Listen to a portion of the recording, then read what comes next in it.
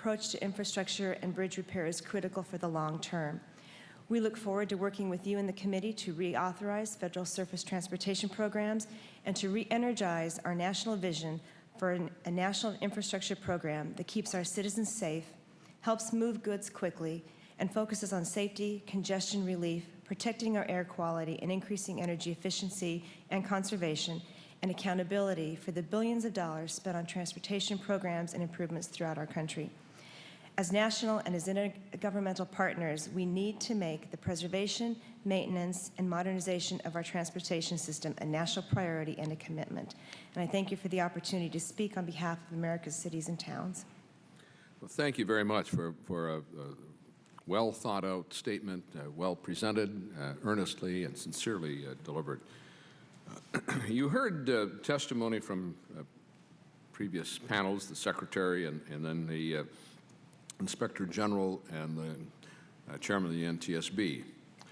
There's a great deal of discussion about how funds are distributed and how they're allocated. From the vantage point of a mayor, you see dollars distributed for transportation, for bridges, for highway projects, and for transit. Do you feel that your city has a voice, has a say in the prioritization and the distribution of those dollars? I have to say, from my perspective in the Denver metro area, and I am a board member for the Denver Regional Council of Governments, which is our MPO, we spend a tremendous amount of time prioritizing every single transportation project in the Denver metro area. I think the funds that we get are used well. The difficulty is that there just aren't enough of them. For example, I-25 runs through my city. It's the major north-south interstate and runs from Canada down to Mexico. It is projected that due to the growth and increase in usage, the capacity needs to be expanded by 200%. Right now, there are no funds available for at least 25 years. An extra 83,000 homes will already be built, already being impacted on a system that just can't handle that capacity. And the difficulty, I heard some previous testimony in that there are bridge funds, and there's congestion mitigation funds, and there were highway funds, and there are, all these different funding pots. But when I have a bridge that connects this side of my city with this side of my city over a major interstate, how's the best way to do that? Well, in order to meet the demands, current demands, let alone future demands, that bridge really ought to be expanded. So where does the money come from? Does it come from the bridge fund because it's structurally deficient? Does it come from congestion mitigation? Does it come from capacity? And does it make sense to just build that bridge with bridge funds and ignore the road on either side, which happen to be state highways?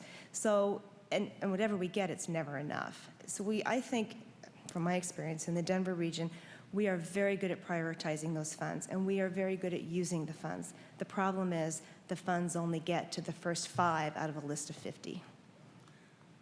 So you have a council of governments that works together that is involved in the transportation investment plan. Yes. For the region, and is that plan then folded by the state into the STIP, the State Transportation Investment Plan? Yes, it is. And who then makes the final decision on priorities of Alice? So you've done your prioritizing within the TIP, within the COG, and then and then that plan is submitted to the state, and the state evaluates all of its needs. And who makes that final decision? We worked out a memorandum of understanding with the state. As you've heard, there are donee states and recipient states. The Denver metro area is a donee. We donate funds to the rest of the state, and we have an agreement that a certain amount of those funds will be spent in the Denver metro area. And then we work in connection with our Department of Transportation, who has an advisory seat on our board to develop that plan. And then we get the funds. The funds are spent according to the priorities that we've developed together. Are you aware that Colorado had the highest percentage increase of funds in safety lieu of any state in the nation? Yes. 46.1%. And we greatly appreciate it. Thank you. And we also are, our That's a local, very nice response. I like that. our local region also, as was mentioned by the previous witness, chose to tax ourselves to the tune of $4.6 billion to build out a transit system. So we are working, but the transit system, it'll be great, but if our roads are falling apart around it, that's not good. We need a comprehensive approach that takes all of these pieces and puts them together and funds them in a way that really makes sense. The T-Rex project that I have visited on several occasions at one point involved over one weekend raising an entire bridge and shoring it up and, in fact, rebuilding it from the base on up and putting it back in place. That was an extraordinary engineering achievement. And T-Rex has been a great success in Colorado. As you know, under Tabor, we have some difficulties in bonding, in long-term debt, in raising any kind of taxes without a vote of the people, which is not a bad thing. But as many people say, as wonderful as T-Rex is, it addressed a part of the problem. And there are many that say that we borrowed money from tomorrow to build a transportation system today that was needed 20 years ago. We're that far behind. And even with that kind of investment, the need is still tremendous. What, you mentioned the bridge in your town and your city, I should say, North Glen. North Glen. Where is? We are a Denver suburb, about 10 miles from downtown Denver. Is it north? North, and we straddle I-25. My youngest daughter moved back to Colorado, and her husband and daughter, they're in Fort Collins, but she was a speech pathologist in the Cherry Creek Elementary School system. And no doubt she went through my city. Yes. Oh, yes, I've been out there many times to visit. In your setting, what are the stresses on the bridge structure? Vehicle miles traveled, weight limits, or weight pressures on the bridge? Is it functional concerns? The Yes. freeze-thaw cycle, salting, or de-icing? All of the above? All of the above, and in addition, we have the occasional semi that rams into the bottom of it, which is not helpful either. That happened in another bridge where it actually hit the bridge, and that bridge went from like number 300 on the priority list to number 1 and was able to get funded and repaired. But yes, all of those things. And capacity, that's a big thing as well. You get more people driving, the Denver area is just booming, and we are not keeping up. A pay-as-you-go transportation system, which is what we have traditionally done in Colorado, is not keeping up with the needs. What is the basis of the funding of Colorado's share of bridge and highway and transit investments? I don't know. I don't have that answer. Is it from the state general fund? Oh, yes, it is. So you don't have the state equivalent of a federal highway trust fund? I don't believe we do. And out of that general fund, of course, only about 25% is really available for annual appropriations outside of the things that the state is committed to. And so those, transportation dollars are competing with health care and higher ed and K through 12 and open space, which is huge in Colorado as well. And it's not glamorous. It's hard to make the case for roads and bridges when it's easier to sell education and wildlife and open space. Well, that's where the Federal Highway Trust Fund has been so effective and successful.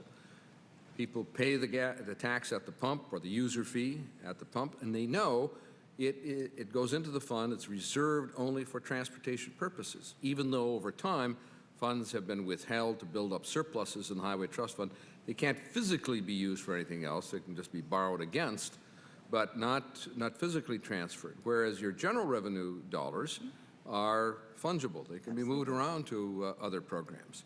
Now, within the context of the Federal Surface Transportation Program, we give states great flexibility to move dollars around. They can flex up to 50% of their bridge allocation to the National Highway System or the surface transportation program, and they can flex money out of those into bridges. But states have chosen to shift $4.7 billion over the last decade out of the bridge program into other needs.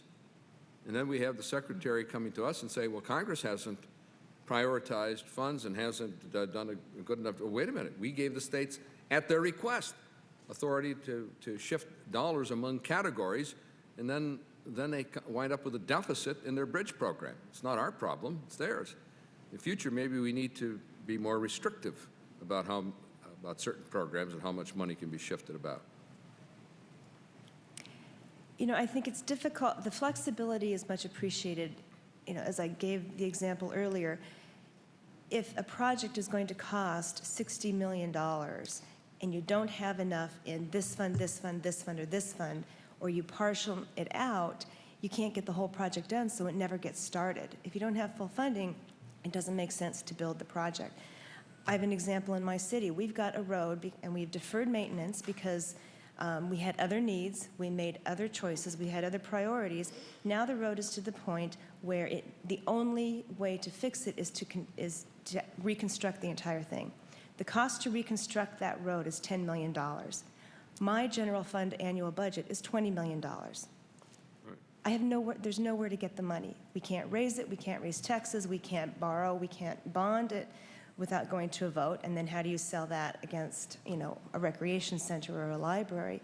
And so we can partition it. We'll do the design this year, and in 5 years we'll do phase 1, and in 10 years we'll do phase 2, and by the time we get to phase 3, phase 1 needs to be rebuilt again.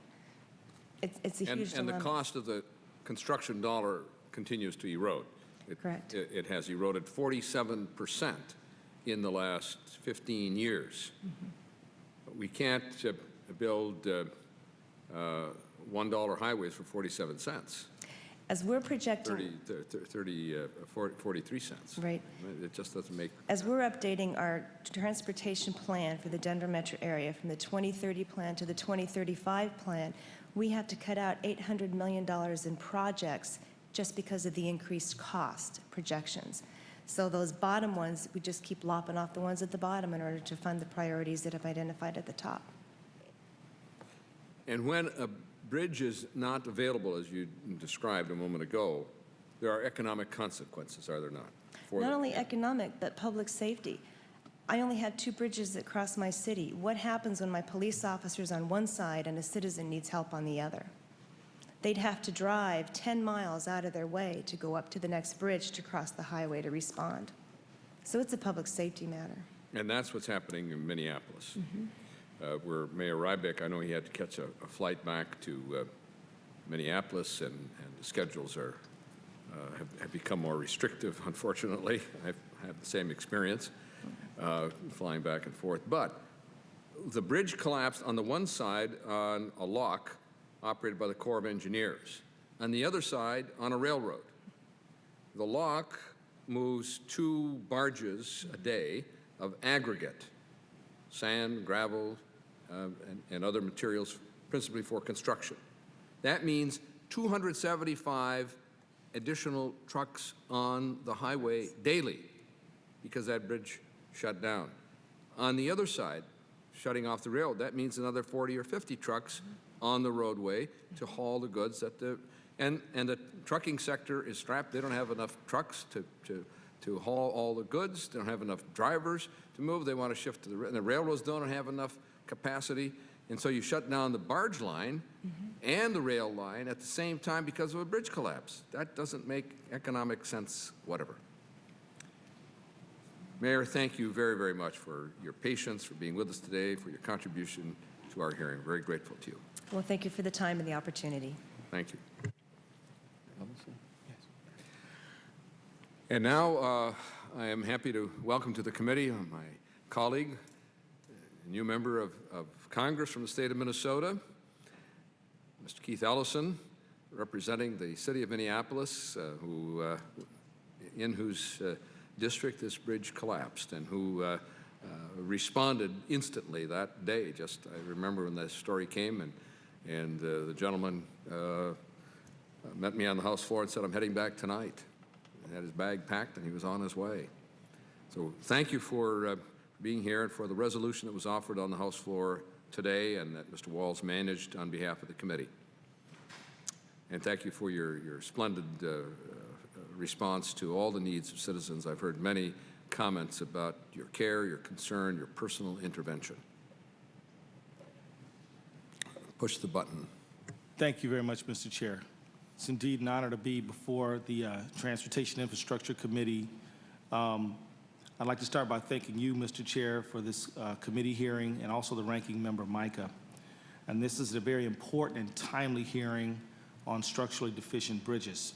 I'd like to recognize Mayor R.T. Rayburn for his tremendous leadership during the bridge collapse crisis. Mayor Rayburn and his fellow elected county and state officials made Minnesota and our nation proud with their strong and steady leadership during this calamity. I also want to thank Governor Pawlenty, Transportation Secretary Peters, and the NTSB for all of their work. Lastly, let me also thank the heroic efforts by first responders, firefighters, police officers, emergency medical personnel, whose heroism in the first minutes and hours after the bridge collapse saved many lives, and saved many other people from more severe injuries than they would have suffered. Mr. Chair, I did take a moment to visit the several hospitals in the Twin Cities area, or people who were in the bridge collapse, and many people had serious back injuries and others. I'm glad that that quick action by our first responders was able to minimize their injuries in many cases. As you may know, the tragic collapse of Interstate 35W occurred within the 5th Congressional District, which is my district. It has been widely reported that Interstate 35 bridge was quote-unquote structurally deficient. In fact, according to U.S. Department of Transportation, 1 of every 8 bridges across the nation is in that same category of structurally deficient. In my home state of Minnesota, about 10% of the 13,000 bridges in the state were recently rated as deficient. So the problem of structurally deficient bridges is not a theoretical one for any of us in America. It's a very real issue that demands our attention today so that other communities across the nation can be spared the grief that my district and state had to bear on August 1st when the Interstate 35 bridge collapsed. I also want to thank, again, Mr. Chair, you and all the members of Congress who responded in a unanimous way to authorize the money for the reconstruction of the bridge.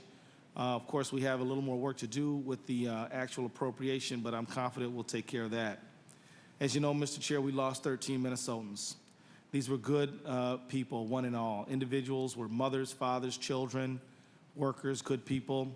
One child yet unborn, still growing in its mother's womb.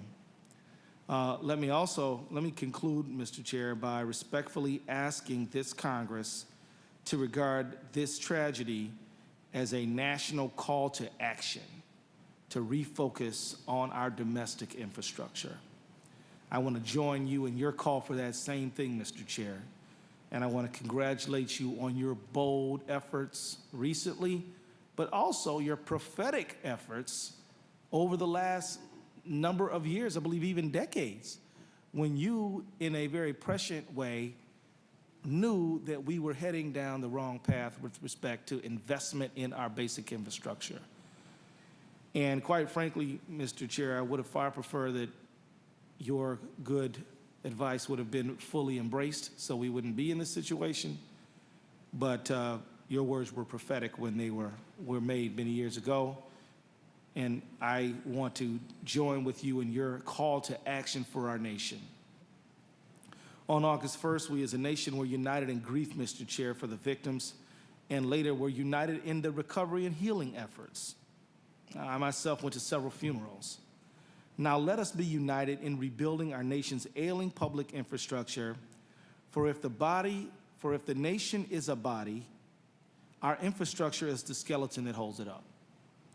I look forward to working with this committee and other members of Congress to making a new national commitment to public infrastructure in America. Thank you, Mr. Chair. Thank you very much for your kind words, but more importantly for your public service and for what you and how you conducted yourself in those tragic days after the collapse of the bridge. You showed yourself to be a person of not only compassion, but of action. Thank you, sir. I said in the aftermath of the bridge, after we had passed the emergency relief bill and began drafting a proposal, that we have to act so that those who died will not have lost their lives in vain. That Minnesota and the nation will have learned a lesson and acted on that lesson. In light of what I initiated 20 years ago on hearings on bridge safety, out of which we simply got a national bridge status inventory. That's all it is. That it would be immoral if I didn't act further. I was chairman of a subcommittee then, investigative subcommittee. We didn't have legislative authority. But we signaled the problem. We made recommendations. We urged the Congress and the then Reagan administration take actions 20 years after the Silver Bridge collapse. And we heard Ms. Capito talk about the effect in her district. Well, now we've had another one. And by damn, it's not going to happen again, if I have anything to say about it. And I thank the gentleman for his contribution. Thank you, sir. And when we draft the bill, I will invite the gentleman to be an initial co-sponsor. Let me embrace that on the record. Thank you. Our next panel includes Mr. Bob McFarland, Minnesota Department of Transportation. He's the Assistant to the Commissioner for Policy and Public Affairs, with Dan Dorgan, who is the Director of the Office of Bridges for Minnesota Department of Transportation. Kirk Studel, Michigan Department of Transportation, Director of Michigan DOT. Chief Engineer for Virginia's Department of Transportation, Malcolm Curley. The County Engineer, Palm Beach County, Florida, George Webb. And Susan Miller, County Engineer for Freeborn County, Minnesota. Very grateful to have you participating with us today. Thank you for being with us, for your patience. And we'll just start left to right. Mr. McFarland, I regret that the governor was not able to participate, or the lieutenant governor, but we have two people of signal competence to represent the state of Minnesota. Thank you, Mr. Chairman. Chairman Oberstar and members of the committee, thank you for this opportunity. August 1st was a tragic day for Minnesota and the nation. 13 people died in the collapse of the I-35W bridge, and many more were injured. We continue to mourn those who died, we comfort their families, and we are tending to the injured. We will not forget them, nor this tragedy. Our thanks go to you, Mr. Chairman, members of the Minnesota Congressional Delegation, and the entire Congress for quickly authorizing $250 million in emergency relief funds. The Congress's overwhelming bipartisan support has been gratifying to Minnesotans. We also thank the Bush administration and federal agencies for the outstanding cooperation in helping Minnesota deal with this tragedy. Our appreciation also goes to the National Transportation Safety Board for its thorough approach in investigating the cause of the collapse. Today, there is one thing we know for certain. We don't know what caused the bridge to collapse. Minnesota is confident that the NTSB has the expertise to identify the cause, and we have pledged our cooperation in every way possible. Immediately following the collapse, Governor Pawlenty ordered MnDOT to begin an accelerated program to inspect all 3,800 bridges on the state highway system by the end of the year. 1,650 have been inspected as of August 31st, and the rest will be completed by December 1st. The inspection program is prioritizing bridges classified as structurally deficient. Current data shows 127 structurally deficient bridges on Minnesota's state highway system. To date, 102 have been inspected. Minnesota also has 230 fracture-critical bridges on state and local systems. MnDOT will inspect all fracture-critical bridges, and to date, 81 inspections have been completed.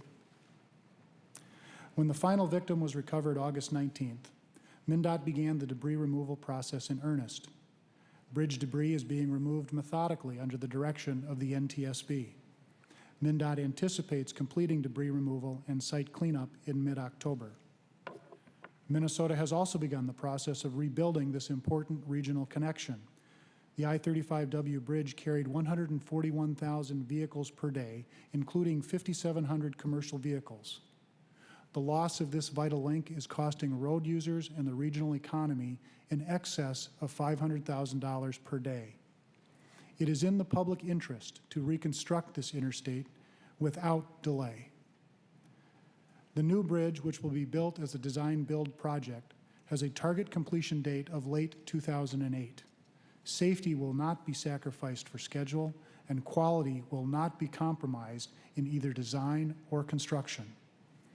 MnDOT's preliminary design calls for 10 lanes of traffic, 2 lanes wider than the former bridge. This additional capacity will be dedicated to future transit service, including managed lanes and bus rapid transit. The bridge will also be built structurally capable of carrying light rail transit in the future. Principal funding for the rebuilding project will come from the U.S. DOT's Emergency Relief Program. The current cost estimate for the new bridge is $200 to $250 million. The project's RFP has been advertised, and MnDOT expects to award the contract by the end of September, with construction beginning as soon as mid-October. Mr. Chairman, this tragedy was especially shocking because Minnesota has one of the strongest bridge programs in the nation. Minnesota currently ranks 6th best in the nation in the fewest number of deficient bridges. In recent years, Minnesota's spending on bridges has consistently exceeded targeted federal bridge funding. Minnesota's total federal apportionments under the Federal Aid Bridge Program over the last 5 years have been $185 million for state, county, and local bridges. Our obligation limit under Safety Lieu has been 85 to 90%, effectively reducing the spending authority for this program to roughly $160 million. Since 2003, MnDOT has invested $390 million in the replacement or repair of state bridges alone, more than twice the amount available from federal bridge funds for all jurisdictions. Minnesota routinely uses flexible funds from other federal funding categories, the NHS, Interstate Maintenance, Surface Transportation Program, to pay for bridge repair and replacement projects. The NTSB investigation into the cause of the collapse may take up to 14 months, as Chairman Rosenker mentioned. Until the cause is determined, it is difficult to make specific recommendations on changes to bridge design, construction, inspection, and maintenance practices. Such changes, when they occur, should reflect NTSB findings and also be based on recommendations from organizations such as the Federal Highway Administration and the American Association of State Highway and Transportation Officials. Again, Mr. Chairman, I want to thank you and this committee, the Minnesota Congressional Delegation, and the entire Congress for so quickly coming to Minnesota's aid in this tragedy. We are also grateful for the response and continuing support of the administration and federal agencies. It is imperative that we continue to work together to maintain the public's faith in the nation's highways and bridges. Thank you, Mr. Chairman. Thank you for your testimony. And I was on the House floor managing the Water Conference Report on the Water Resources Development Act, which was the culmination of 7 years of work. Hadn't moved through 3 previous Congresses. We moved it through this committee in 6 weeks. We moved it to the House floor in the 7th week. And then it took all the rest of the time to get it through conference with the Senate. And just as we were concluding action, just around a little after 7 o'clock here, I got notice on my BlackBerry that the bridge had collapsed in Minnesota. I couldn't believe it. In a third world country, but not Minnesota. So I sat that evening with committee staff and drafted the necessary language to remove the cap, of $100 million annual limitation on emergency relief and $100 million cap per state, plus other provisions, and the funding for alternative transportation under the transit program of $5 million. Introduced the bill that night. We had a markup scheduled in this committee the next morning, regularly scheduled markup. And so, Chairman, I can call it up. And and we moved it through committee, and then we had to get a special rule to bring the bill to the House floor. And in 48 hours, we had that passed. I haven't seen anything pass that fast in this Congress, or any Congress in a long time. Mr. Studel. Mr. Dorgan, do you have a separate testimony? No, Mr. Chairman, no. I'm just here to help Mr. McFarland answer questions if there I are. greatly appreciate the opportunity to visit with you and other members of the engineering staff at MnDOT. Please proceed. Mr. Chairman, representatives, thank you for allowing me the opportunity to testify today regarding the state of our bridges and Chairman Oberstar's National Highway System Bridge Reconstruction Initiative. My name is Kirk Steidel. I'm the Director and the Chief Executive Officer at the Michigan Department of Transportation. First of all, I'd like to express my sympathy to the families who have suffered because of this tragic collapse of the I-35W bridge in Minneapolis. When a tragedy like this occurs, it ripples across the transportation industry. It might be a big country, but we are also a small community of transportation professionals. I believe that when I say that as transportation professionals, we take that very much to heart. Now, more funding for bridges is clearly needed, and I strongly urge you not to stop there. Additional funding should be combined with sound, long-term, data-driven asset management practices. I emphasize that because federal road and bridge funding programs have not kept pace with the state of the practice of asset management, and the rules that govern the use of those funds are not always compatible with good asset management, practices and principles. For example, in the past 2 years, MDOT has spent less than 90% of our federal bridge funds, not because we weren't investing in bridges, but because the rules for those funds were too restrictive and they were not compatible with MDOT's asset management approach. As part of that approach, we inspect bridges more thoroughly and more often than required by federal law. We set strategic goals for road and bridge preservation. We manage our network of bridges, slowing the deterioration with capital preventative maintenance. In order to achieve our bridge goals, we had to look outside the federal highway bridge program. We made a choice to dedicate an additional $75 million annually in state funds just for bridge preservation. Now, to put that in context, our entire bridge program for the next 5 years averages $190 million. $100 million of that is federal funds, $90 million of that is state funds that are generated by gas tax revenues at the state level and registration fees. An asset management approach keeps bridges from deteriorating and systematically upgrades those in poor condition. In 1998, Michigan improved just over 100 structurally deficient bridges each year and added about 162 other bridges a year to that list. Fixing the worst first was a losing proposition because as we focused all of our attention on the worst bridges, other bridges were still deteriorating. We were in a hole that we couldn't easily get out of. But today, as a result of our data-driven asset management choices, we are making progress. We have completely reversed those numbers, improving about 145 bridges a year off of the structurally deficient list while only adding 86 onto the list.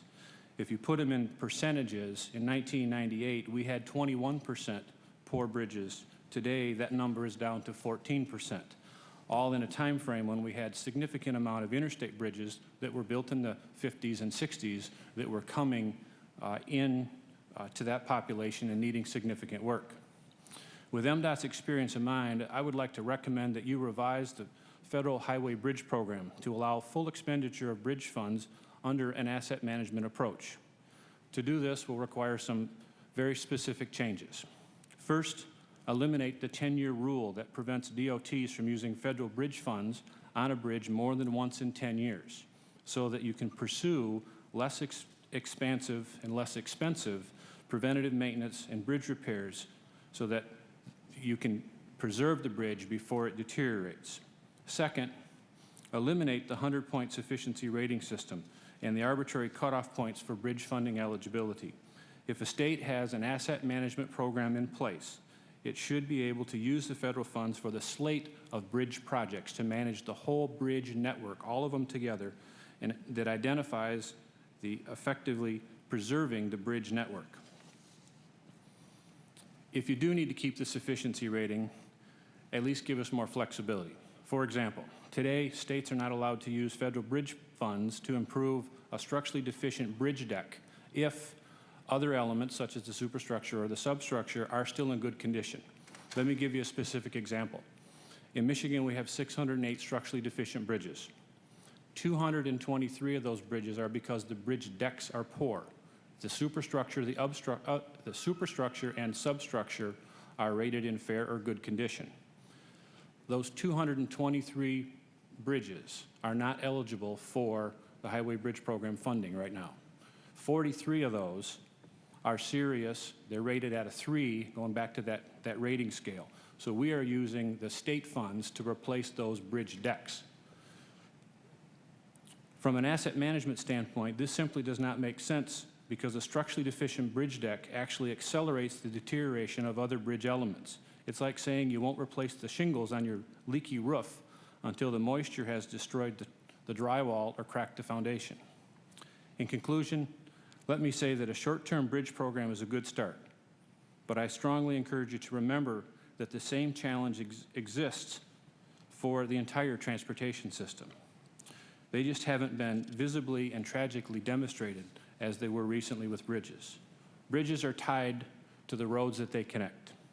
Many of Michigan's structurally deficient bridges are on major freeways that are also in need of repair.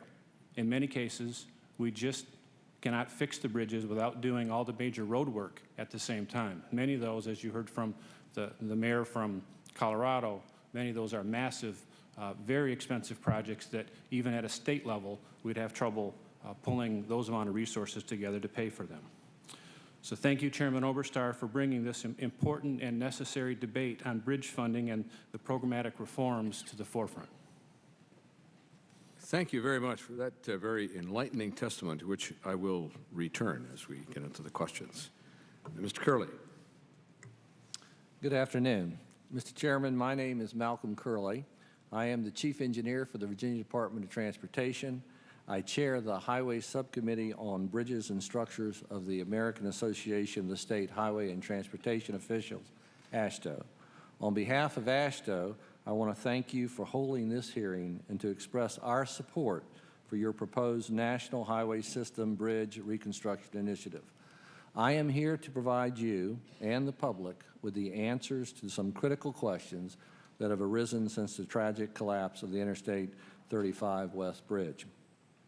What have the states done since the accident to make doubly sure the nation's bridges are safe? How are states investing their money? And what current funding levels are the current funding levels adequate for the job at hand? The state departments of transportation consider bridge safety and preservation to be one of our highest priorities and a responsibility we take very seriously. Every state conducts a thorough and continuing bridge inspection and rehabilitation program. America's bridges are inspected at least every 2 years by trained and certified bridge inspectors. Conditions are carefully monitored, and where deterioration is observed, correction action planned and taken. While we know all states comply with the federal bridge inspection standards, each state has a responsibility to ensure that it develops a more detailed program appropriate to its unique circumstances. Since August 1, in compliance with the federal request, every state has reviewed, inspected, or is in the process of inspecting its steel deck truss bridges. Based on reports from this review, it appears that all these bridges are safe. Nonetheless, of the almost 600,000 bridges across the country, roughly 74,000, or 12.4%, are classified as structurally deficient. This means that one or more structural condition requires attention. This may include anything from simple deck repairs to reinforcement of support structures. Classifying a bridge as structurally deficient does not mean that it is unsafe, but it does mean that work needs to be done. How are states spending their bridge funding? As age and traffic take a toll on bridge conditions, states wage a daily campaign to preserve them in good condition. The good news is that since 1990, states have reduced by almost half the number of structurally deficient bridges in our nation's highways. Reports alleging a diversion of federal bridge funds are misleading because they focus only on the federal bridge program data and fail to look at the total picture of all resources states commit to bridge improvements. The fact is that states are spending dramatically more money on bridges than is provided under the Highway Bridge Program. In 2004, the Federal Highway Bridge Program provided $5.1 billion to the states. States actually spent $6.6 billion in federal aid for bridge rehabilitation. State and local funding added another $3.5 billion for bridge repairs. As the FHWA reports, in 2004, a total of $10.5 billion was invested in rehabilitation in all levels of government. Transfers from federal programs are simply a project management tool used by states and do not reflect actual levels of state bridge spending. Once again, in 2004, $10.5 billion was invested by all levels of government, and $5.1 billion was given to the states through the Federal Highway Bridge Program. Are the current levels adequate for the job at hand? Clearly, the answer is no. A huge backlog of bridge needs still remains. According to the U.S. DOT 2006 Condition and Performance Report, needed repairs on the National Highway System bridges alone totaled over $32 billion, which includes over $19 billion needed on the interstate highway system. Safety Lou increased guaranteed spending levels for highway and transit by 38% over the previous bill, but for the bridge program, Safety Lou increased annual funding levels by only 6%. That funding has been eroded by dramatic increases in material costs, steel, concrete, fuel, asphalt, which have increased an average of 46% from 2003 to 2006. Thus, we are left with a program that does not have enough funding to overcome the system backlog. AASHTO commends you, Mr. Chairman, and your efforts to improve the national transportation infrastructure. This bridge rehabilitation proposal is a good first step. We also recommend streamlining processes that delay needed repairs on our nation highway systems and allowing the use of proprietary engineering-related products that could spur innovation and long-term solution. The tragic Minneapolis bridge collapse has rightly focused us to examine our bridge programs nationally. AASHTO and the state DOT stand ready to act upon any recommendation of the National Transportation Safety Board and to work with the Congress to address the nation's transportation investment needs. I appreciate the opportunity to be here, sir. Thank you very much, Mr. Curley, and please give my greetings to your commissioner, Yes, sir. Mr. Eckern, who served in Minnesota and in my district with great distinction. Yes, sir, I sure will. Thank you. Mr. Webb. Good afternoon, Mr. Chairman and members of the committee. My name is George Webb, and I'm the county engineer in Palm Beach County, Florida. Today, I'm representing the National Association of Counties and the National Association of County Engineers, where this year I serve as its president. County engineers and elected county officials consider bridge safety to be one of our top priorities and take this responsibility very seriously. First, I want to thank the chairman and the committee for the opportunity to present a local government perspective on the status and condition of bridges. In my county, an urban county with a population of over 1 million, my highway and bridge budget is about $140 million annually. We have 230 county bridges identified in the National Bridge Inventory System, and we are very fortunate that only one is considered structurally deficient, but we have 49 functionally obsolete. This is due to the fact that because of our financial emphasis on system preservation and growth-related investments, the majority of the bridges in my county were built or rebuilt in the last 30 years. Statewide in Florida, there are 260 structurally deficient bridges, with 204 owned by local governments and 56 by the state. However, over the next decade or so, Palm Beach County's bridges will be wearing out, in part because of high traffic volumes. Some of our bridges carry over 50,000 vehicles per day, which is more traffic than many rural interstates. Palm Beach County already knows that we face having to replace 3 drawbridges in the next 10 to 15 years at a cost of $50 million each. We simply don't have the funds for this. In contrast, the state of Florida also needs to replace another 3 to 5 drawbridges on the state system in my county, and they have access to both state gas tax revenue and the federal bridge program to pay for these projects. As regards bridge inspection, I have 3 staff that are certified to inspect bridges. More of my staff need to be trained, but we find that the National Highway Institute training programs, at least in Florida, have very limited slots for local governments. Let me add that nationally the bridge situation is more critical for local government. Of the almost 600,000 bridges in the United States, about 50% are owned by local governments. Of the 73,784 bridges rated structurally deficient, about 70% or 52,000 are owned and maintained by local governments, mainly counties. The 6,175 bridges on the national highway system are almost all state-owned. However, in 38 of the 50 states, a higher percentage of local government bridges are deficient than state bridges. And in 31 states, the total number of local deficient bridges is higher than all state-owned bridges. The National Highway System Bridge Reconstruction Initiative proposes a trust fund approach modeled after the Highway Trust Fund and financed through a dedicated source of revenue. We generally support this concept for funding the new bridge program. That being said, we do feel the reach of the proposed legislation is somewhat limited and should be more inclusive and expanded to include all structurally deficient bridges, not just those on the National Highway System. Non-National Highway System bridges that are structurally deficient do pose a threat to public safety and are often very important to a regional economy. In addition, we would recommend no requirement for state or local match, which will get the new funds out to projects much more quickly and will not compete with other infrastructure needs by taking away state and local matching funds that have already been committed to other needed projects. Finally, we are concerned what would happen to the existing Federal Highway Bridge Replacement and Rehabilitation Program in the next highway reauthorization if this new bridge program becomes law. We wonder if this could lead to local bridges no longer being eligible for federal bridge funds. Finally, all levels of government need to continue to strive to accomplish system preservation on our deficient bridges. System preservation is not the replacement project or the major rehabilitation which seems to grab the headlines, but instead is a continuous program of inspection, maintenance, and minor repairs needed to both maintain and extend the life of the structure.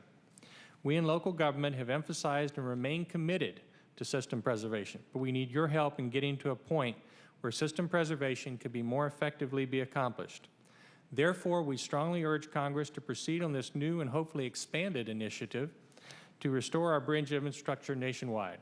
This completes my testimony. I'm happy to respond to any questions. Thank you very much for your comments. Again, very thoughtfully delivered and carefully prepared. Ms. Miller, welcome from southern Minnesota. Good afternoon, Chairman Oberstar, members of the committee. It is an honor for me to be here today. My name is Susan Miller. I'm the Rayburn County Engineer in southern Minnesota. Today I'm here representing the National Association of Counties and the National Association of County Engineers, where this year I serve as its president-elect.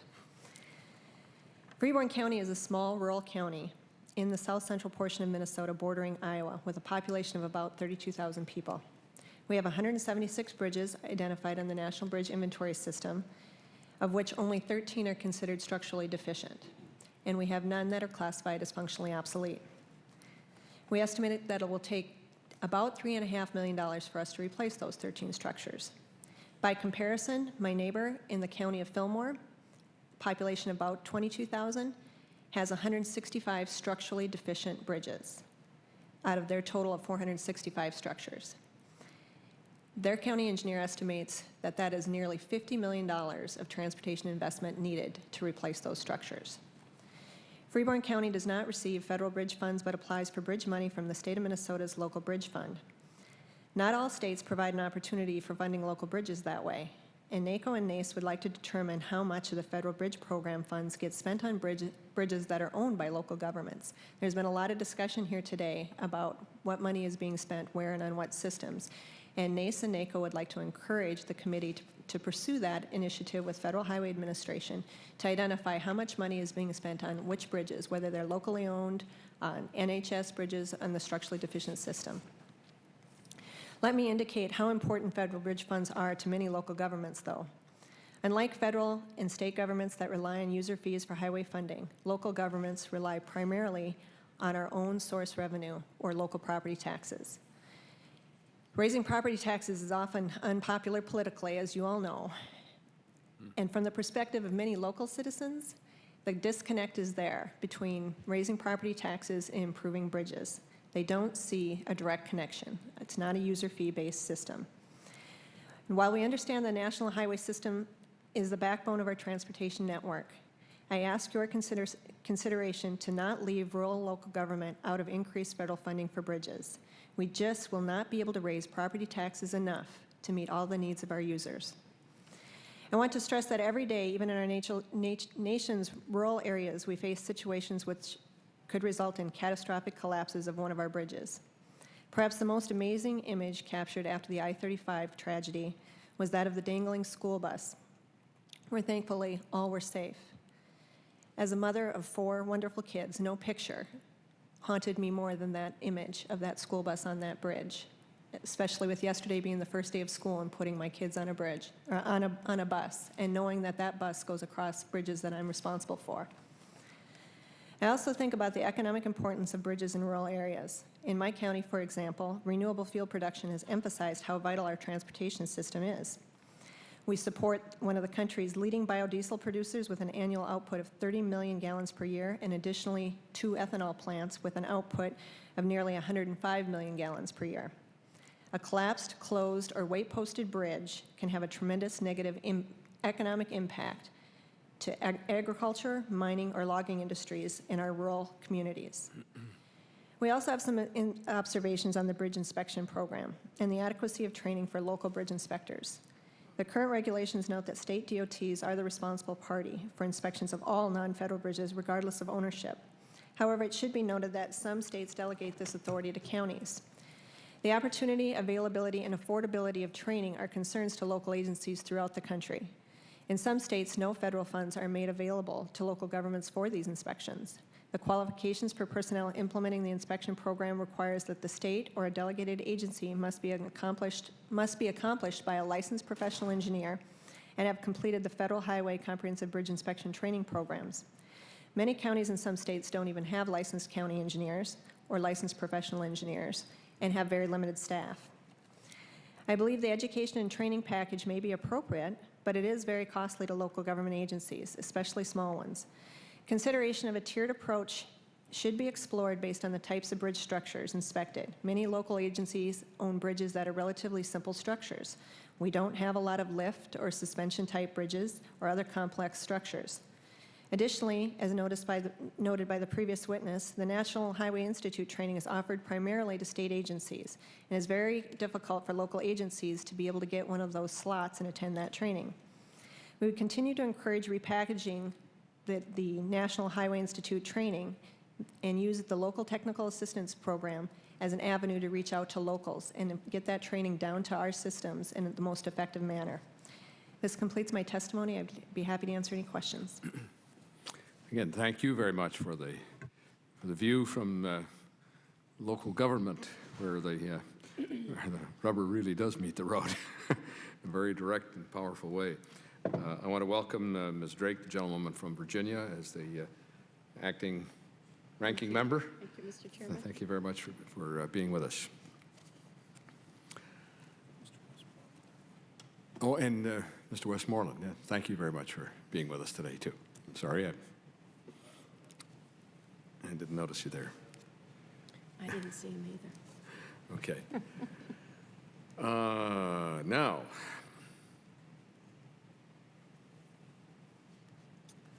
what are the techniques that you use to conduct bridge inspections? And what I'm looking for are commonalities among the states and states and the counties in conducting bridge inspections. And the reason I asked, quite transparent, 20 years ago we found that there were not common standards used among the states for bridge inspections. One witness, the PhD engineer for the Center for Auto Safety, said, bridge maintenance and inspection is in the Stone Age. This was 20 years ago. We highlighted a number of the issues, the needs to be addressed, and states have responded, but still it's quite apparent that each state has different practices. And you heard me describe earlier the statement of 20 years ago, eyes are the best inspection tool. Many people still believe that is the standard. The use of a device to drag chains across a bridge and then listen to the sound and see whether it sounds right or sounds odd, which many engineers have told me, oh, you know, that's really a very reliable way of testing a bridge. And they're on the front line, they're doing it, but you have to wonder about that.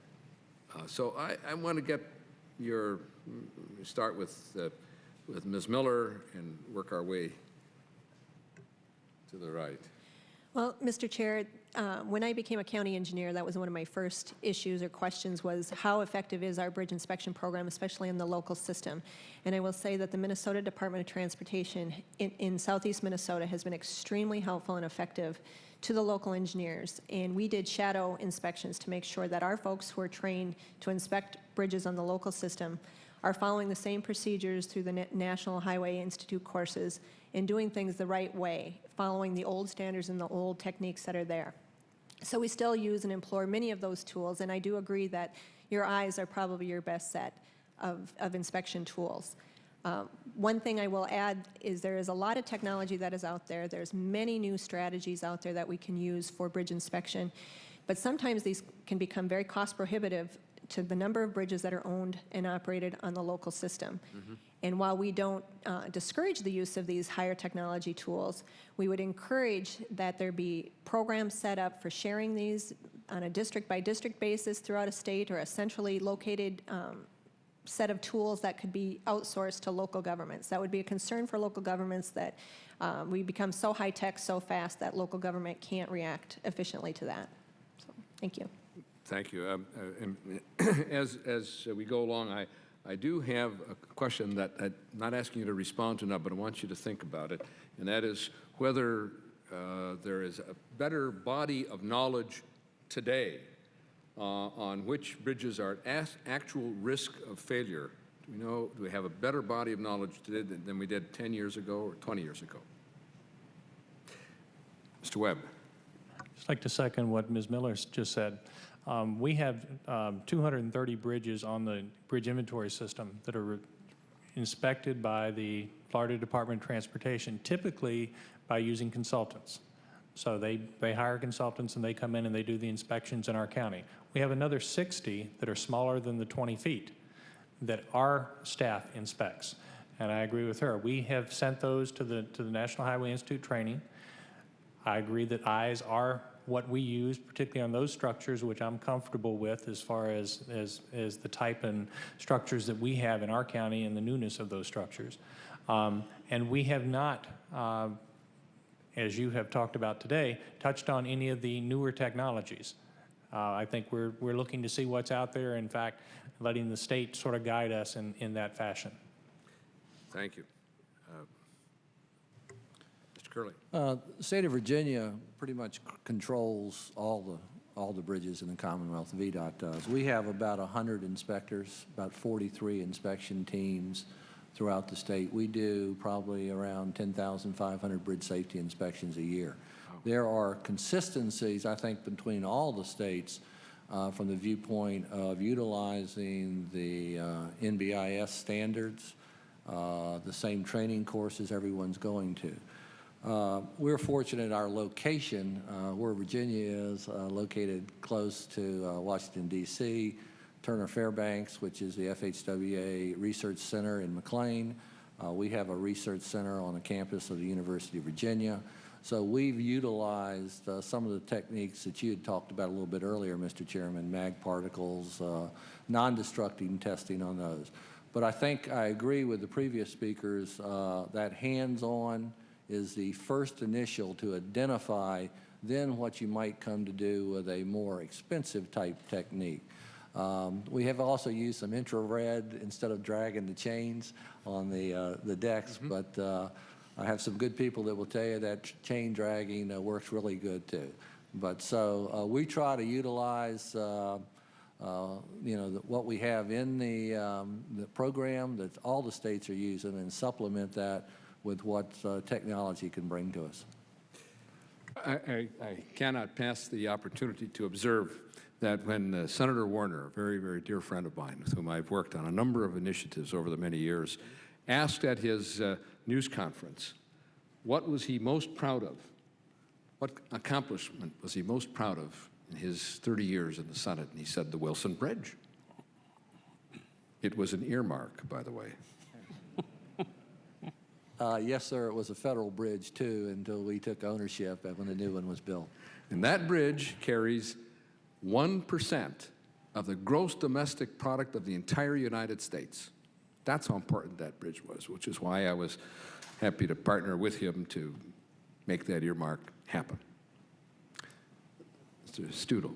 Mr. Chairman, we use, I'll echo Mr. Curley's comments. We use the National Bridge Inspection Program, the NBI, that is, to my knowledge, used in almost every state. So we use that same system. All of our inspectors are trained and retrained and certified under that system. We have 21 bridge inspectors that work in teams of 2 and some other team managers that we have spread across the 83 counties in Michigan. There's about 4,400 bridges that are under the direct jurisdiction of the Department of Transportation in Michigan. And we really do agree with the last 3 speakers that the first thing is you got to have eyes on the bridge. In fact, the first thing that we did on, excuse me, August 2nd was to send those bridge inspectors back to 4 bridges in Michigan that have the same similar design as the Minnesota bridge does, and had them, first of all, get different eyes on that bridge to make sure that what we saw 4 months earlier was exactly true. And we did confirm by late Friday afternoon on the 3rd that what we had seen was, in fact, what was happening on those bridges, and there weren't any problems. There was one of those 4 bridges that was structurally deficient because it has a bad bridge deck, but the structure, the superstructure and substructure were fine. So the first important thing is eyes on the bridge. If there's things that those inspectors see, then we clearly bring in more non-destructive testing, the magnetic particle testing and the ultrasound and infrared type technologies. But it's just not practical to use that on every single bridge. If there's too many, it would be just too cost prohibitive to do that. So the single most cost-effective method is to put eyes on bridges on all those structural components. And, you know, guys, down there with a hammer, and it's not real glamorous, but you can bang on the concrete, and there is a different sound. I mean, I'm one of those engineers that grew up in the department and actually dragged one of those chains across the bridge deck as well. And it isn't real glamorous, but you know what? There is a different sound there. And it doesn't need to be the end-all, but it certainly can be the canary that says, you need to look at this a little closer. And we think that's really one of the most important pieces, is you physically have to have somebody there looking at them to make that first assessment. Well, you're right. It does take seasoning and experience to have the ear to hear and the eyes to see. And I don't denigrate those technologies at all. They've been used successfully for years. But we need to back them up. Mr. McFarland, Mr. Dorgan? Yes, Chairman Oberstar, I'll just cover what we do in Minnesota to give you overview of that. Within the DOT itself, the state DOT, we have 75 team leaders. They would all meet the requirements of the National Bridge Inspection Program. They've had it's a 10-day course on inspection. Occasionally they have refresher courses within our state. That's mandatory every 4 years to go to a refresher course. In addition, those inspectors would have 2 to 5 years experience, 2 years for an engineer, 5 for a non-engineer. And that's on the state side. Among the counties, we also have, there would be at least one team leader in every county, so an additional 87 team leaders within our county systems. And beyond that, we have others that we call level 1 inspectors that are working towards a team leader. Within MnDOT, there's 154 of those. So we have quite a large workforce that spends part of their year doing bridge inspection, both on the state and the county side. And again, refresher training became an requirement 2 years ago for our inspectors. A lot of comments have been covered by the others, but I know you asked specifically about the technology, and I think earlier you had cited ultrasonic, some other means that were used, and as others have said, obviously the first thing the inspector uses is their eyes to see what they can find visually, but particularly for steel bridges beyond that, beyond just the visual, it goes well beyond that, and very much so in the case of a fracture critical bridge. Ultrasonic testing is regularly used, mag particle and dye penetrant also, but ultrasonic is actually probably what they're more gravitating towards as the preferred technology for really critical structures. On our underwater inspections, in addition to having divers every 5 years we do underwater inspections, but we regularly do inspections with sonar also, looking for scour holes and evidence of scour within our rivers. So there is quite a bit of technology used. And beyond that, of course, the equipment. We have a large investment. We have 4 underbridge snooper trucks at the moment. We've got 1 on order. And actually, they're manufactured in Duluth by Aspen Aerials. That's usually our vendor in our area. Mm-hmm. So we have quite a large investment there in equipment, too. And for our fracture critical bridges, as County Engineer Miller mentioned, counties do their own inspection with the exception of fracture critical because our teams have the ultrasonic equipment and some of the other things needed for fracture critical inspection. Those are all performed by the state for the counties. Thank you. Thank you very much. The snooper cranes, by the way, were stimulated by these hearings that we held 20 years ago and highlighted the need to, in a more efficient way, get under the bridge. And this was technology just coming into practice. Ms. Drake? No, Mr. McFarland, did he want to answer? No. Oh, he's not. Okay, thank you, Mr. Chairman. Thank you, Mr. Chairman, and Mr. Curley, it's good to see you. Thank you for the work you do in Virginia for us. In regards to this legislative proposal that we're discussing, extra funding, new funding for bridges, you used the term good first step, and then you also said innovation and long-term solutions. Are there recommendations that you could lay out for the committee as we continue this discussion in regards to how to deal with this particular issue? Well, the reference to good first step is that additional funding is needed in this particular area. I've gone through, looked at some of the proposals in there, the proposal of enhancing the inspection program. I think the AASHTO states would be supportive of that. Every tragedy that we've had in the past has led to improvements in the inspection program. So moving toward improvements in the inspection program is something that all states would support. The concern would be is the funding. When the amount of inspections that we're doing now and the time associated with that and those type of things would have to be considered. We would look to work with Congress and find out first what happened in Minnesota, what happened that caused that, and then try to improve the system so that doesn't happen again. And then it gives us an opportunity to look at the whole program once again. Recently, there's been changes in the inspection program, increased requirements for inspectors, increased fracture critical inspection cycles. Those things we have to see if they're working and what we can do to improve the program. So AASHTO would be happy to work with the FHWA and Congress to improve the program as much as possible.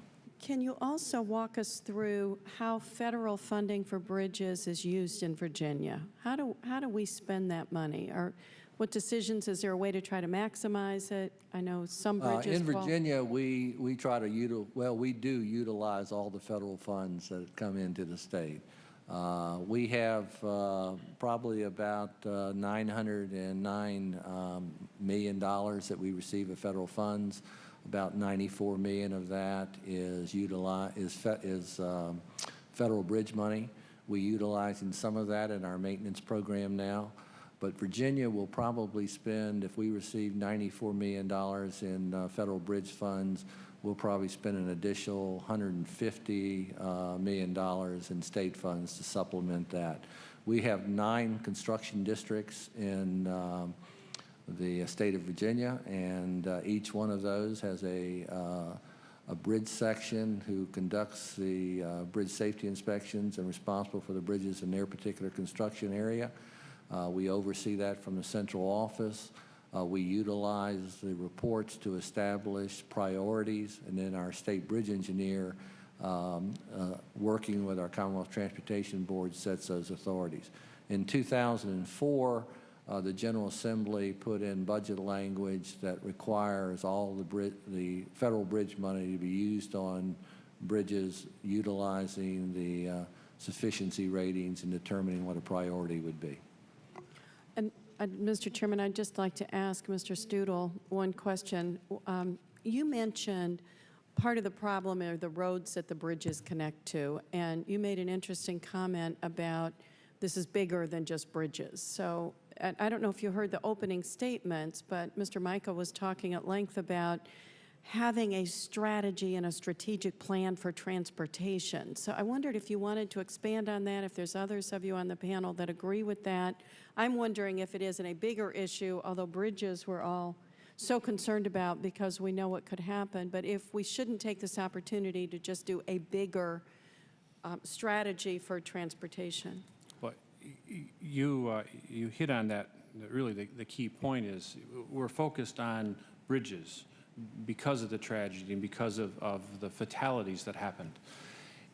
You know, it's hard to pinpoint how many people died because of a pothole, but it happens. It happens when somebody loses control of their car.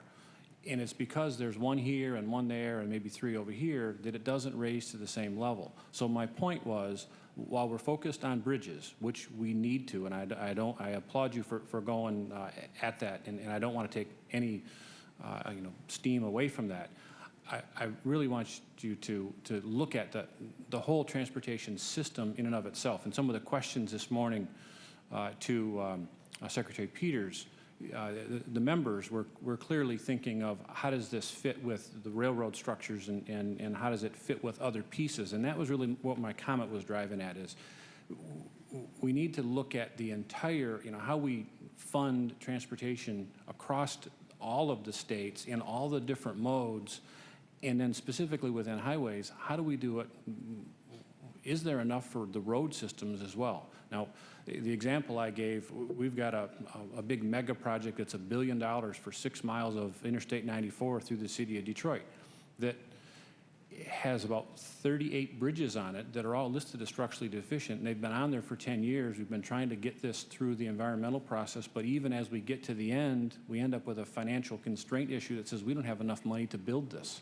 So how are we going to repair these bridges that desperately need to be fixed, because we've been spending our own state money holding them together while this other project's moving through the system that would eventually widen it and put service drives and modernize that interstate that frankly was one of the first ones that was built. So it's a very, very old section of Interstate 94. We haven't figured out how we're going to be able to fund that piece. So when we look at just the bridge piece, that's only a part, because we could throw a bunch of money at bridges, but then the roads that are connecting them would still have a bunch of deficiencies as well. Thank you, Mr. Stuttle. Thank you, Mr. Curley. We have begun the process in this committee at the beginning of the year with the hearings on the operation and effectiveness of the safety legislation, Safety Lou bill that the President signed in August of '05, and laying the groundwork for the broader infrastructure initiative that we will undertake in the reauthorization in '09. And this is a step-by-step process, evaluating all the pieces. And we're going to do a top-to-bottom review, as was done at the end of the interstate era with ICE-T. It's going to be a major restructuring of our federal aid, highway, and bridge, and safety and transit programs.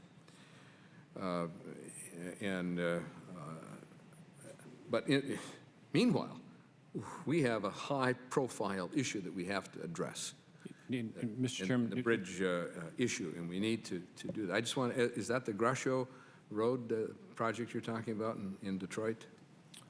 That major mega project, 94? you said Gross Eel? Yeah. No, that's a not the different same one. story. Yeah, it's about 4 or 5 miles apart. Seems to me that one's been under construction and reconstruction forever, given the times I've driven over it. Yes. Yeah, go ahead, you had something you wanted to add? I want to emphasize that I appreciate the work that you're starting for the reauthorization, and understand that the bridge piece is something that there's an opportunity to deal with right now, and I think we need to do it now. My comments really are, let's make that as the first step into the reauthorization process that you're kicking off and starting as well. That really is, let's not give people the false impression that, okay, we've taken care of the transportation problem because we've addressed some bridges. And once it gets outside of the transportation industry, people think, oh, well, you just worked on that road, so it must be good for the next 20 years, when in fact, maybe what we did was preventative maintenance and we kept it in good condition. So, a lot of that comes along with the funding as well. And she says, well, you just took care of it. You just raised the gas tax, so it must be you have enough. Goodness, no. This is just a step. This is a dress rehearsal, if you will.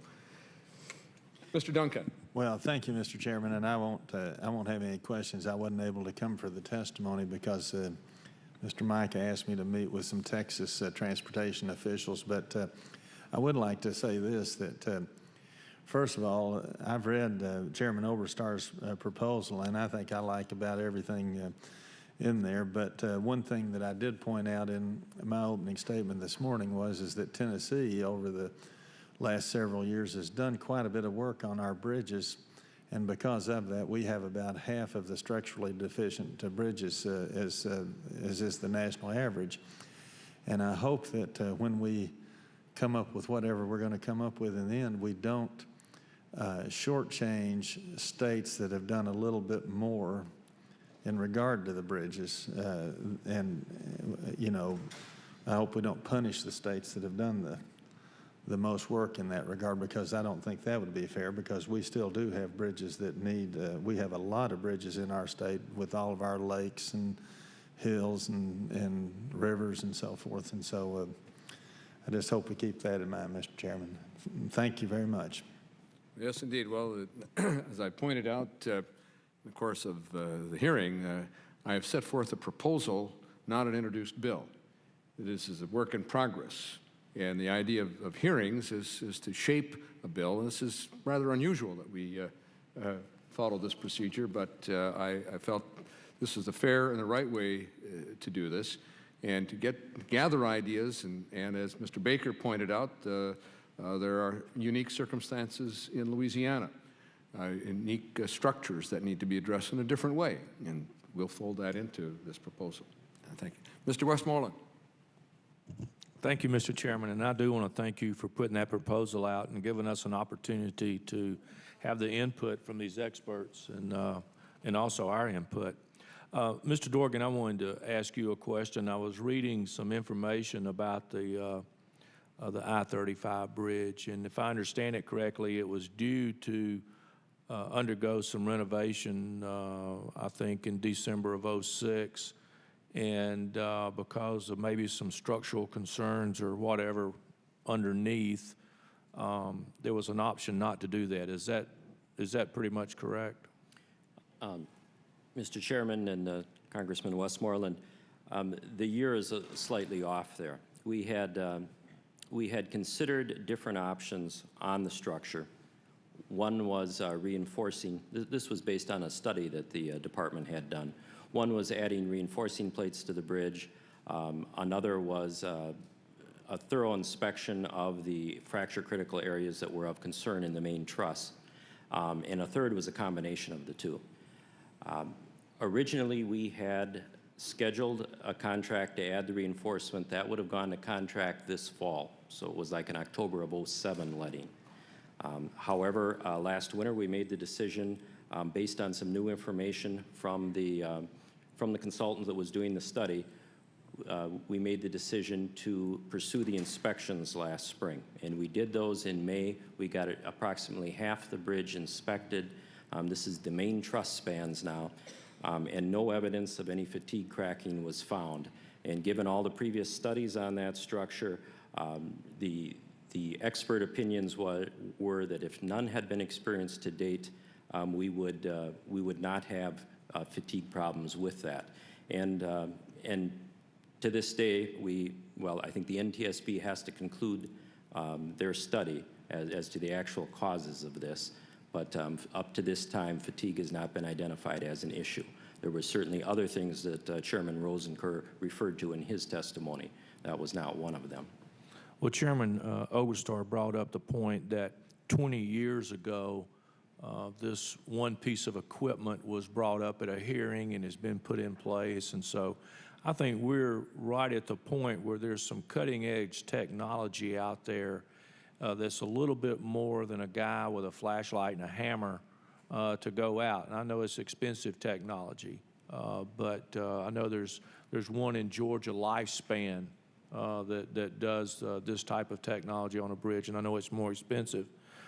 But if I understand it correctly, and since the tragedy on I-35, knowing that we were probably going to have these hearings, I started looking into some of this information, and I think that with some of this more sophisticated technology, you may take a bridge that's a Category 4, when if you use this sophisticated technology, you may find out that it was a 6 or a 2 rather than a 4.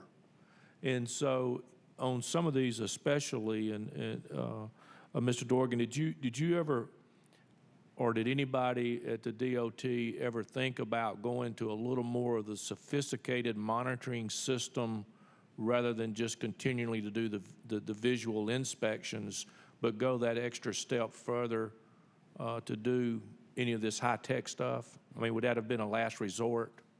Okay. Congressman Westmoreland, actually, regarding high-tech, it was done on this bridge. We used ultrasonic testing throughout those inspections that have been done over the years for fracture critical, and particularly for the inspections that were done in May. It was both visual and ultrasonic testing that was done, and our inspection staff is very well trained in that. They're all certified, American Welding Society certifications and ANSI certifications. The no cracks, again, were found, so ultrasonic was used. Regarding, I think the other technology you may have been referring to was monitoring systems. I know you referred to a different company. That was considered earlier in some of the previous study work. The monitoring systems, however, that we looked at were specifically for monitoring fatigue cracks when you had active fatigue cracks in a structure. This structure in the main trusses, which was our area of concern, had no fatigue cracks. So we had no cracks to apply monitors to monitor. And in addition to that, of the weld details that were of interest, there was probably over 1,000 locations in that main truss. It was made up of each trust has at least 64 members of it. So the monitoring systems that we have seen that are practical work maybe well on girder bridges where it is one continuous piece of steel. This was a considerably different type of structure. So rather than relying on a monitoring system that we thought would probably was not well suited for the structure, instead we were doing very frequent inspections. Well, let me just say this in closing. I know all of you got a difficult job with the money that is available and with as many bridges that you have to look after, but I hope that with this proposal that Chairman Oberstar's put forward, that we'll start looking at some of the different technologies that we can use and some of this new stuff that we can use to determine the structural strength of these bridges and maybe get a more accurate reading. And one of the other interesting things, I can't remember who brought it up about the divers going down and looking at the bridges. I know that at the I-35 collapse, it came on the news, and whether this is true or not, I've learned not to believe everything you hear on the news. The divers couldn't even get close enough to read the tags on the car. So that would put a diver in a tough situation trying to, examine the structure or the underpinning of a bridge underwater if he's in water where he's having that kind of visibility. So maybe there's some kind of high tech. But that's all the questions I have, Mr. Chairman, and I appreciate you giving me the opportunity to ask them. I thank the gentleman for his observations and very thoughtful contribution. Early in the testimony among this panel, I heard concern about restrictive federal rules, limitations on use of funds for bridge decking, and a number of other concerns about the limitations under which you must operate in the use of your federal funds. I want to point out those are regulations issued by the Federal Highway Administration. They are not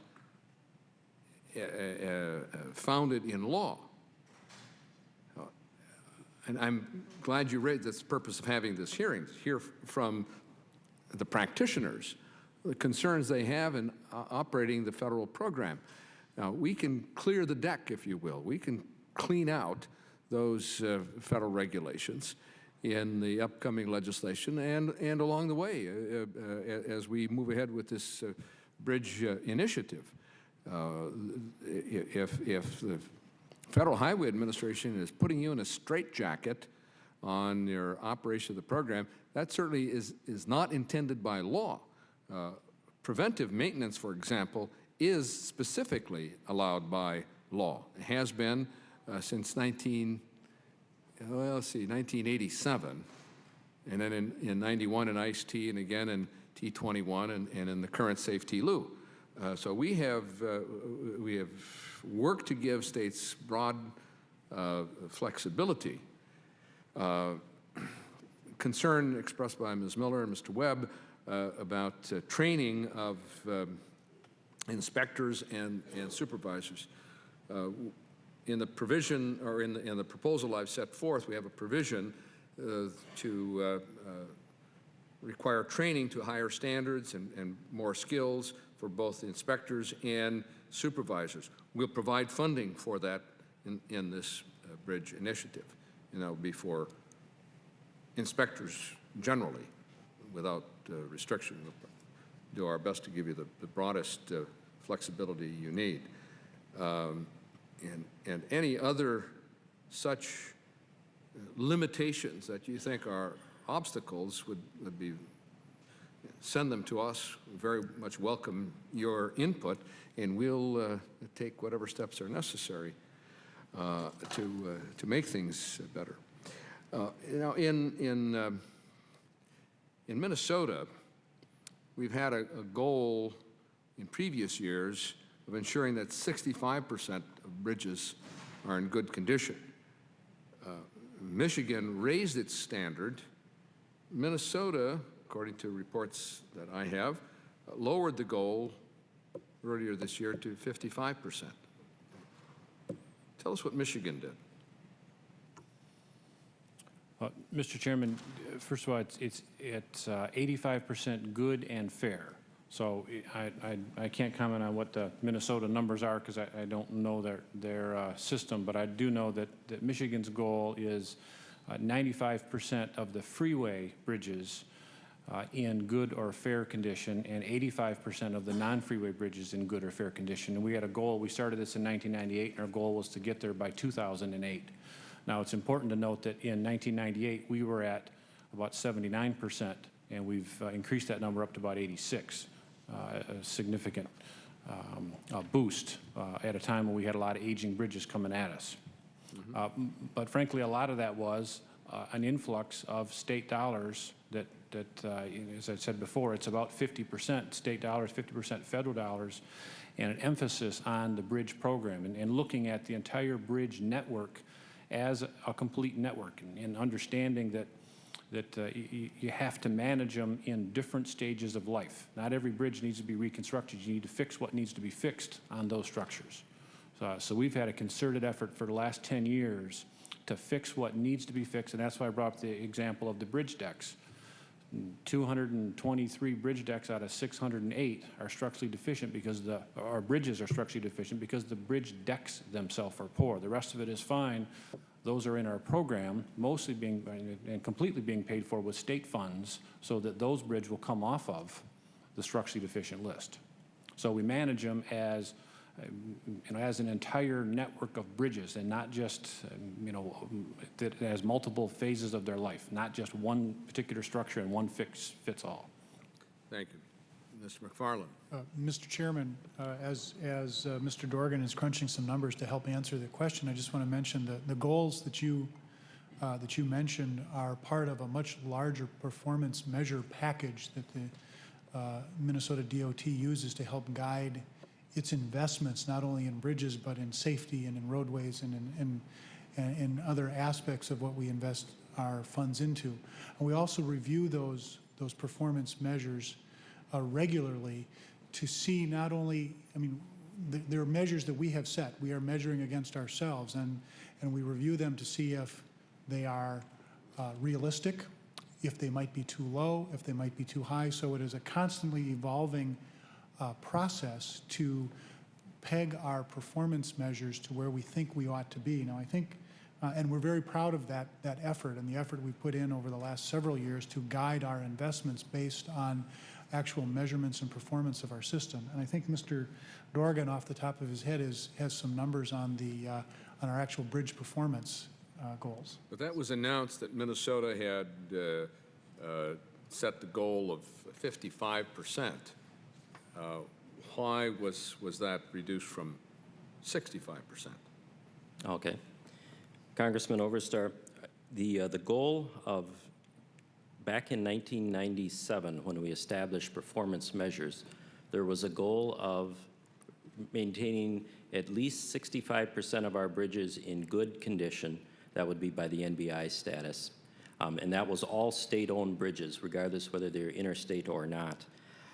As the years unfolded, we realized that level at 65% was probably unrealistic to maintain. At the time we set that goal, we were at about 62%.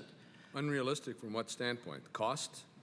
Unrealistic when you consider the lifespan of a bridge, Congressman. When you consider how when we want 75 to 100 years of life, to maintain it that much inventory at 65% in good condition, we would, in order to achieve that, we would have had to been replacing bridges prematurely to get that number of bridges up to 65%. So our current goals, I think once we took a more realistic look at that, then as a department, this is all state-owned bridges, we set that level at no less than 55% in good condition. Our fares plus poors are no more than 16%, and our poors no more than 2%. Now, when I just checked with Mr. Studel to check how Michigan figures their numbers, if we were to compare to Michigan's goal of the goods through fair condition, Minnesota right now would be at 96% of our bridges would be at either good through fair condition, because what that leaves is right now we're just under 4% poor, so we'd be a little bit better than 96% against that standard. And I think one of the things, each state is setting their own performance goals, so it's somewhat tough to compare to each other until you can figure out what each other is actually measuring. But that's why we need a national standard. That's why we need to have one set of rules by which everybody plays, everybody understands, and measurements then can be equitably and accurately made, and that goes into the data-driven aspect of a national bridge program. I would agree, Congressman. If I may comment, a lot of states are into performance measures now, and since we're all somewhat setting our own performance measures, but a national set of performance measures would give us a basis of comparison. That will be the, that's in the first title of this proposal. I was very encouraged, Mr. McFarland, hear you say that safety will not be sacrificed for schedule in the reconstruction of this bridge. And I probably need not, but I will anyway, recall the 1962 and the rush to finish a portion of I-35 that resulted in a great brouhaha in Minnesota. We don't want another one of those. And you're giving me assurance that that won't happen. Mr. Chairman, I can assure you that this bridge will not cause a brouhaha. That we're very confident in our design build methods and our approach. We've had great success in the design build area in Minnesota, built many large projects in the state that have gone forward very successfully, come in on time, very close to budget, very small overruns, good cooperation with not only the contractors but with local units of government and citizens. We're very confident, and I can assure you that this is going to go forward very well. I want to thank you very much. You've all made a valuable contribution. I urge you again to think through all those restrictive rules that you have been saddled with through Federal Highway Administration, and make a compilation for us, and especially county engineers with your national network, and send that in to us as soon as you can. That's a matter we can fix. Good. Thank you very, very much. Panel 5.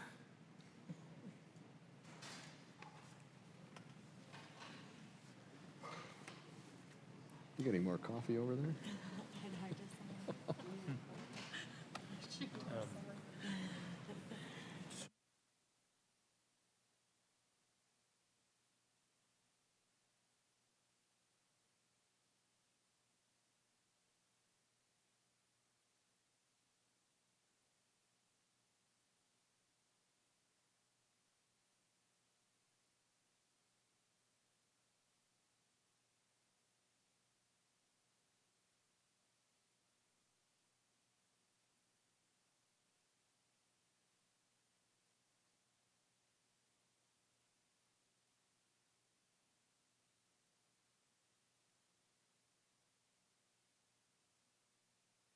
Mr. Andy Herman, Managing Partner, Hardesty in Hanover, New York.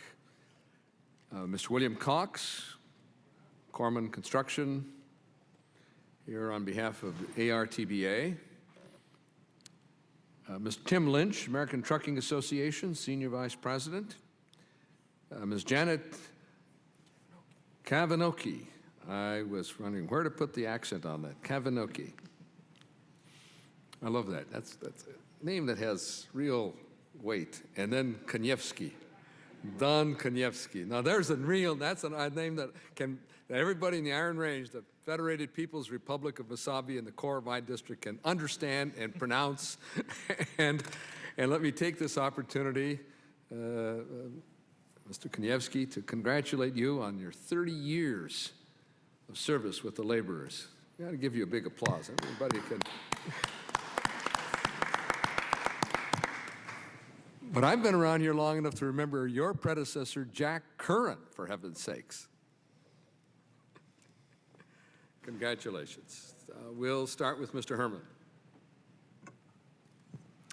Thank you, Chairman Oberstar and members of the committee. Good morning. My name is Andrew Herman. I serve on the Board of Direction of the American Society of Civil Engineers, and I am the managing partner of Hardesty in Hanover, a transportation consulting engineering firm headquartered in New York City. During my 34-year career, I've been responsible for many of the firm's major bridge projects. I want to thank you for holding this hearing. I can say there are few infrastructure issues of greater importance to Americans today than bridge safety. ASCE is the country's oldest national civil engineering organization, representing more than 140,000 civil engineers. ASCE strongly supports the National Highway System Bridge Reconstruction Initiative introduced by Chairman Oberstar. We look forward to working with you to enact this important legislation. More than 4 billion vehicles cross bridges in the United States every day, and like all man-made structures, bridges deteriorate. Deferred maintenance accelerates deterioration, and bridges become more susceptible to failure. In 2005, ASCE issued its latest report card for America's infrastructure, which stated that as of 2003, 27.1% of the nation's bridges were structurally deficient or functionally obsolete, which was an improvement from the 28.5% in the year 2000. In fact, over the past 12 years, the number of deficient bridges has steadily declined from 34.6% in 1992 to 25.8% in 2006. However, this improvement is contrasted with the fact that 1 in 3 urban bridges were classified as structurally deficient or functionally obsolete, much higher than the national average. For a better perspective, the 10-year improvement rate from 1994 to 2004 was a decrease of 5.8 in deficient bridges.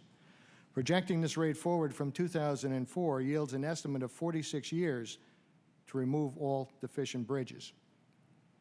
But unfortunately, the rate of deficient bridge reduction from 1998 to 2006 is actually decreasing, with the current projection from 2006 estimated at 57 years for the elimination of all deficient bridges. While progress has been made in the past in removing deficient bridges, our progress is now slipping or leveling off. There is clearly a demonstrated need to invest additional resources in our nation's bridges. The National Bridge Inspection Standards, in place since the early 70s, require biennial safety inspections for bridges to be performed by qualified inspectors. Approximately 83% of our bridges are inspected once every 2 years. Standard condition evaluations are documented for individual bridge components as well as ratings for the functional aspects of the bridge. These ratings are weighted and combined into an overall sufficiency rating for a bridge on a 0 to 100 scale. A bridge's sufficiency rating can define it as structurally deficient or functionally obsolete, both of which trigger the need for remedial action. A structurally deficient bridge may be restricted to light vehicles and reduced speeds because of its deteriorated structural components. While not necessarily unsafe, such bridges are at the point where replacement or rehabilitation will be necessary. A bridge classified as functionally obsolete is safe to carry traffic, but has less than the desirable geometric conditions required by current standards. They may not safely accommodate current traffic volumes, vehicle sizes, and vehicle weights. These restrictions not only contribute to traffic congestion, but also pose such major inconveniences as lengthy detours for school buses or emergency vehicles. Bridges and their components are structurally load rated at inventory and operating levels of capacity in their present inspected physical condition. The inventory rating is the design level for a bridge for normal traffic. The operating rating level with a reduced factor of safety is intended to define infrequent overload vehicle permits and generally describes the maximum permissible live load to which the bridge may be subjected. Allowing unlimited numbers of vehicles to use a bridge at the operating level may shorten the life of the bridge. Bridge inspection services should not be considered a commodity. Currently, NBIS regulations do not require bridge inspectors to be professional engineers, but do require individuals responsible for the load rating of the bridges to be professional engineers. ASCE believes that non-licensed bridge inspectors and technicians may be used for routine inspection procedures and records, but the pre-inspection evaluation, the actual inspection, ratings, and condition evaluations should be performed by licensed professional engineers experienced in bridge design and certified as bridge inspectors.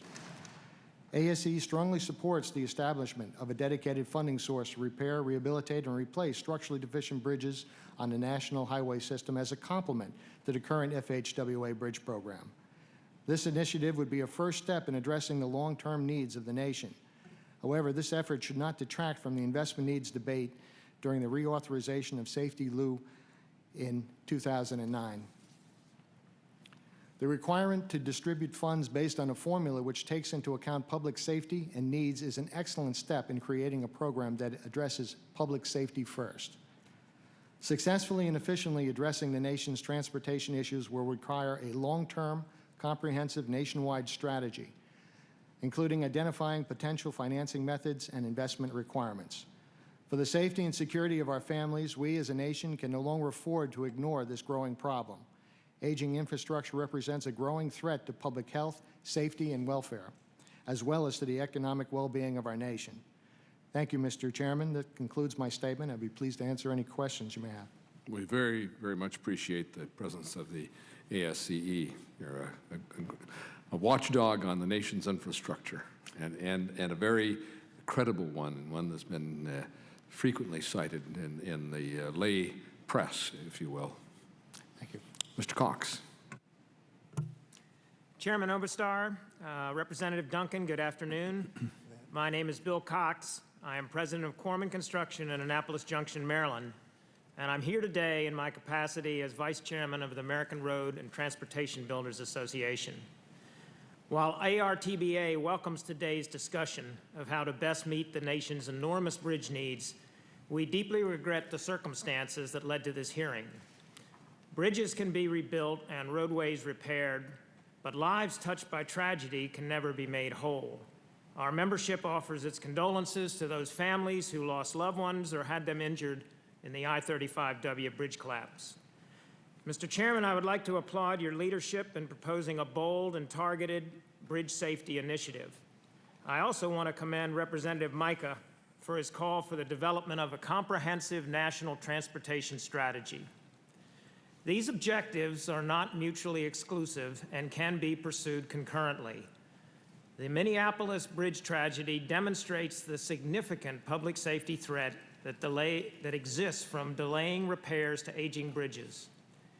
ARTBA believes immediate action on Chairman Oberstar's proposal to rehabilitate National Highway System bridges is a logical first step towards restructuring federal surface transportation policy to ensure unmet needs are addressed. Mr. Chairman, in my remaining time, I'd like to provide a broader perspective on the debate that has unfolded since last month's disaster in Minnesota. Not surprisingly, since the accident, certain groups have put forth the same stale arguments as to why federal leadership to help rehabilitate the nation's bridges is not warranted. In doing so, we believe they really missed the point. The U.S. is suffering from not just a bridge crisis, but from a systemic transportation crisis. We need to dramatically upgrade the nation's bridges, roadways, public transportation facilities, rail lines, and airport infrastructure.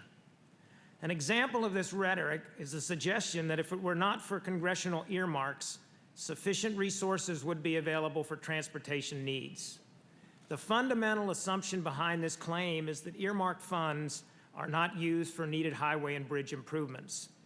We need to remind ourselves about projects like the new Woodrow Wilson Bridge project, the largest single earmark in the 1998 Surface Transportation Bill. There are countless other examples of high-priority road and bridge projects that have been earmarked, and many are part of state transportation plans. I am proud that my company has been involved in the Woodrow Wilson Bridge project and will have played a role in addressing one of the nation's worst bottlenecks and a major impediment to the safe movement of freight and people along the East Coast. It is not only an example of a critical project that came to be through the earmark process, but also a mega project that will be delivered on time and on budget. Mr. Chairman, as we work to overcome the nation's pervasive transportation challenges, we need to utilize all financing solutions, not take some off the table. Public-private partnerships, innovative financing, tolling, and new user fees are all part of the solution. In the days after the bridge collapse, however, there seems to be more interest by some in trying to utilize the federal motor fuels tax as a political wedge issue than in rolling up our sleeves and finding a comprehensive solution to bridge deficiencies and other transportation challenges. We need to recognize the foundation of any successful transportation financing structure must continue to be the federal motor fuels tax. It's been demonstrated to be the most effective and fiscally responsible method to finance transportation improvements and will be for years to come. While the increasing fuel efficiency in alternative motor fuels may ultimately have a dilutive effect on gasoline tax revenues, that point is decades away. The only thing antiquated by the gas tax is its current rate. To suggest that drivers can receive comparable results from contributing the same level of financial support to maintain and improve the nation's transportation network as they did 15 years ago lacks all credibility. Since that time, the population has grown, the economy has grown, the number of vehicles have grown, demands on the system have grown, and the cost of road and bridge improvements has skyrocketed. In closing, ARTBA believes a targeted proposal to rehabilitate the nation's national highway system bridges is necessary to address the immediate public safety threat neglected bridges represent.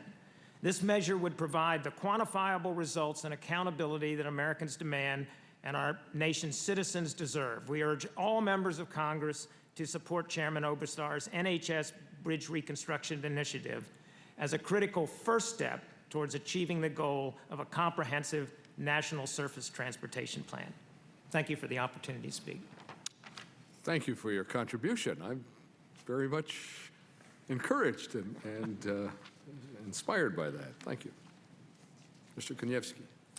Thank you, Mr. Chairman, and thank you again for your kind words. Mr. Chairman, Chairman Oberstar, Congressman Duncan, my name is Donald Koniewski. I'm the Political and Legislative Director of the Laborers International Union of North America. I testify not only as a representative of the laborers today, but also on behalf of the unions that are members of the National Construction Alliance. That includes the United Brotherhood of Carpenters and the International Union of Operating Engineers. Together, we represent well over 1 million highly skilled construction workers who build America's infrastructure day in and day out. Our members are the ones that take congressional authorizing legislation and convert it into real-world concrete and steel transportation projects that move this country. I want to take a moment to say that on August 1st, we had many members on the bridge, and we believe that they were doing the wrong job. They were conducting resurfacing when perhaps they should have been engaged in replacement. In an inherently dangerous industry, we want to see our members who take those risks be doing the right job for the country in building and repairing the infrastructure in the needed way and not be subject to such tragedy in an unsafe world. We did lose one member of the operating engineers, but all others were safe after the fall of the bridge. It is no longer a secret that America has serious infrastructure problems and needs a comprehensive infrastructure policy for the 21st century. The tragedy in Minnesota, the explosion of the underground steam pipe in New York, the failure of the levees in the Gulf Coast all underscore the necessity of a national commitment to repairing and modernizing infrastructure. The NCA has been a long-standing advocate for robust federal investment in our nation's infrastructure system. It is our belief that a solid infrastructure system across the range of modalities from highways, airports, harbors, freight, and passenger rail forms the physical backbone that is critical to maintaining and enhancing economic growth, competitiveness, productivity, and quality of life in this country. Mr. Chairman, your proposal is a significant part of the solution that moves our nation closer to closing the gap between available revenues and documented need. That is why the three unions of the NCA strongly support your bridge improvement proposal. Your plan is a critical step in the right direction for the following reasons. It provides immediate, dedicated funding for bridge inspection, repair, rehabilitation, and reconstruction. Creates a dedicated trust fund to ensure new revenues are utilized for their intended purposes. It implements a need-based funding proposal with strict prohibition on earmarks. It considers all options to generate the necessary revenues for the program, including an increase in user fees. This specific approach is exactly what is needed to solidify public support and reinvigorate political will behind infrastructure investment. America's support of increased investment in infrastructure has to be based on trust, and your plan strikes a balance by first assessing need before stipulating funding. Now that we have the focus of the nation on the chronic underinvestment in its aging and ailing infrastructure, we must not lose it. We must take on those whose rigid ideology and rhetoric automatically straitjacket the debate by refusing to put all of the revenue options on the table to address the problem in a forthright manner. Once the need is clearly established, then the issue is one of establishing a sufficient revenue source to realistically address our investment needs. The NCA strongly believes that building and maintaining a world-class 21st century infrastructure system, one that makes the nation competitive in a global economy, is inherently a federal responsibility. Furthermore, we believe that in order to improve investment in the nation's infrastructure, we must maximize all existing revenue sources. As we all know, the federal gas tax is the sole source of revenue for investments in highway and transit. Until another equally efficient method of funding is identified, we believe that the most straightforward approach to increasing revenue lies in increasing the user fee. Let me be specific. A gas tax increase is the most direct way to address the short-term revenue needs to fund this particular bridge proposal. Such a direct correlation between revenues and spending is fiscally responsible, especially in a pay-go budgetary environment. With regard to more comprehensive reauthorization of the highway transit program, we would support various fee modifications and/or additions that are tied to a trust fund that is dedicated to the purpose of funding and improving the nation's infrastructure system. A gas tax increased or transformed into a sales tax, or a fee based on vehicle miles traveled, or a combination thereof, are all acceptable to us. We believe to the public if they have the confidence that they will get what they pay for and the funds will not be diverted. We are not adverse to innovative financing, particularly for large projects of national significance. Bonding and other tools of financial leverage should be part of the mix. Although we are not experts on all methods of innovative financing, we believe everything that enhances investment must be considered. In conclusion, while we recognize the need for a comprehensive, systemic approach to America's overall infrastructure needs and how best and most effectively to finance those needs across a range of modalities, we strongly encourage a singular focus on the present bridge deficiency issue before us as the most politically doable piece of the broader infrastructure problem facing the country. A 5-cent gas tax increase to raise the necessary $25 billion for bridge inspection and repair and replacement is a finite, achievable objective in the remaining months of the 110th Congress. We respectfully urge recognition of this reality and encourage the committee and both bodies of Congress to act quickly to pass desperately needed legislation to ensure the infrastructure system that America relies on is safe. Thank you again for the opportunity to be here today. Thank you very much for a resounding statement. We've obviously saved the best for last here. We got Ms. Kavanoki. Thank you, Mr. Chairman. Mr. Chairman and distinguished members of the committee, thank you for calling this important hearing on the state of America's bridges. Today, your committee meets at a time when the nation's attention is focused squarely on infrastructure, but under the worst possible circumstances. Now is the time to move on a robust, thoughtful, and comprehensive plan to build, maintain, and fund a world-class 21st century transportation system. We cannot afford to delay. If we fail to address our challenges, we will lose jobs and industries to other nations. If we fail to act, we will pollute our air and destroy the free, mobile way of life that we cherish. And ultimately, if we fail to increase investment, we will see more senseless deaths on our bridges and roads, not to mention on our rails and our waterways. And it's all likely to get much worse if we don't act. We have a system that is overworked, underfunded, increasingly unsafe, and without a strategic vision. Bridges are the critical links in the multimodal system that moves goods and people. And, Mr. Chairman, the Chamber applauds you for your leadership in proposing a strong plan to address the nation's deficient bridges. After the tragic collapse in Minneapolis, we all became acutely aware of the magnitude of the problem. Today, 1/4 of our nation's bridges are structurally deficient or functionally obsolete, And that figure does not include 16% of elevated transit structures that are in substandard condition or worse. In addition to the painfully obvious safety concerns, there is an economic impact. Take bridges in Oregon, for example. The Oregon DOT says that the potential economic impact of structurally deficient bridges in that state alone could be $123 billion over the next 25 years. Mr. Chairman, we support your proposal to identify needs first and then to tackle the backlog of bridge maintenance through a formula funding approach without earmarks and improved oversight, and with improved oversight. This is the right way to do the job. The Chamber also encourages the committee to address the shortcomings in current law.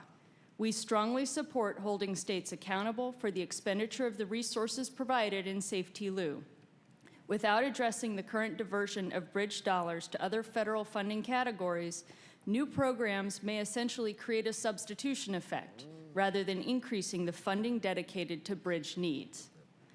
While the events of August have shown a spotlight on the state of our nation's bridges, it is important to recognize that the collapse of the I-35 West Bridge is symptomatic of a much larger infrastructure problem, and it is time to create a new era in transportation.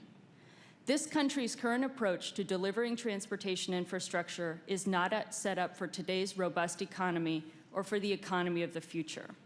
We do need a national plan, and as Ranking Member Micah aptly articulated earlier this year, the federal government must take the leading role in developing the National Strategic Transportation Plan. We thank him for his continued vision and leadership on this issue.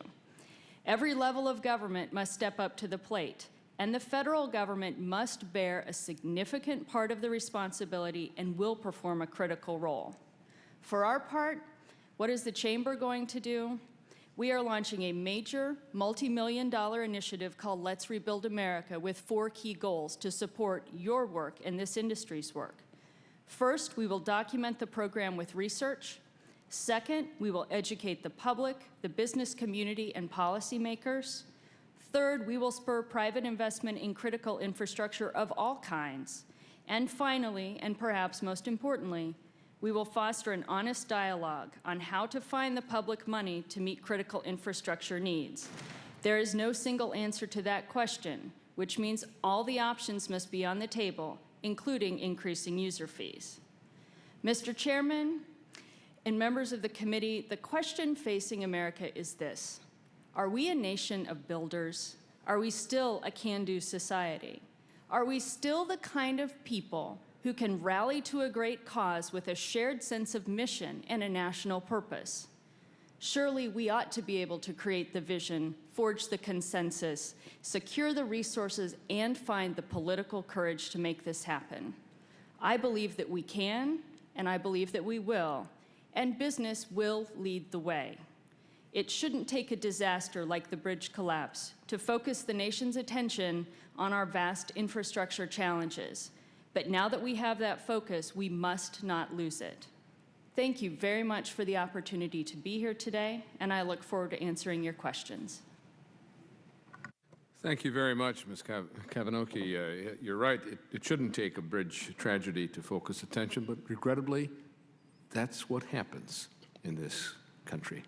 And not every now and again, there's a tragedy. A few years ago, it was in fact, it was in 1990 that that 18 feet ripped off a Boeing 737 of Aloha Airlines. It was not supposed to fail. Aircraft, that was not supposed to happen. They were built so that if there was a structural failure, it would rip to a stress point and stop, but it ripped off.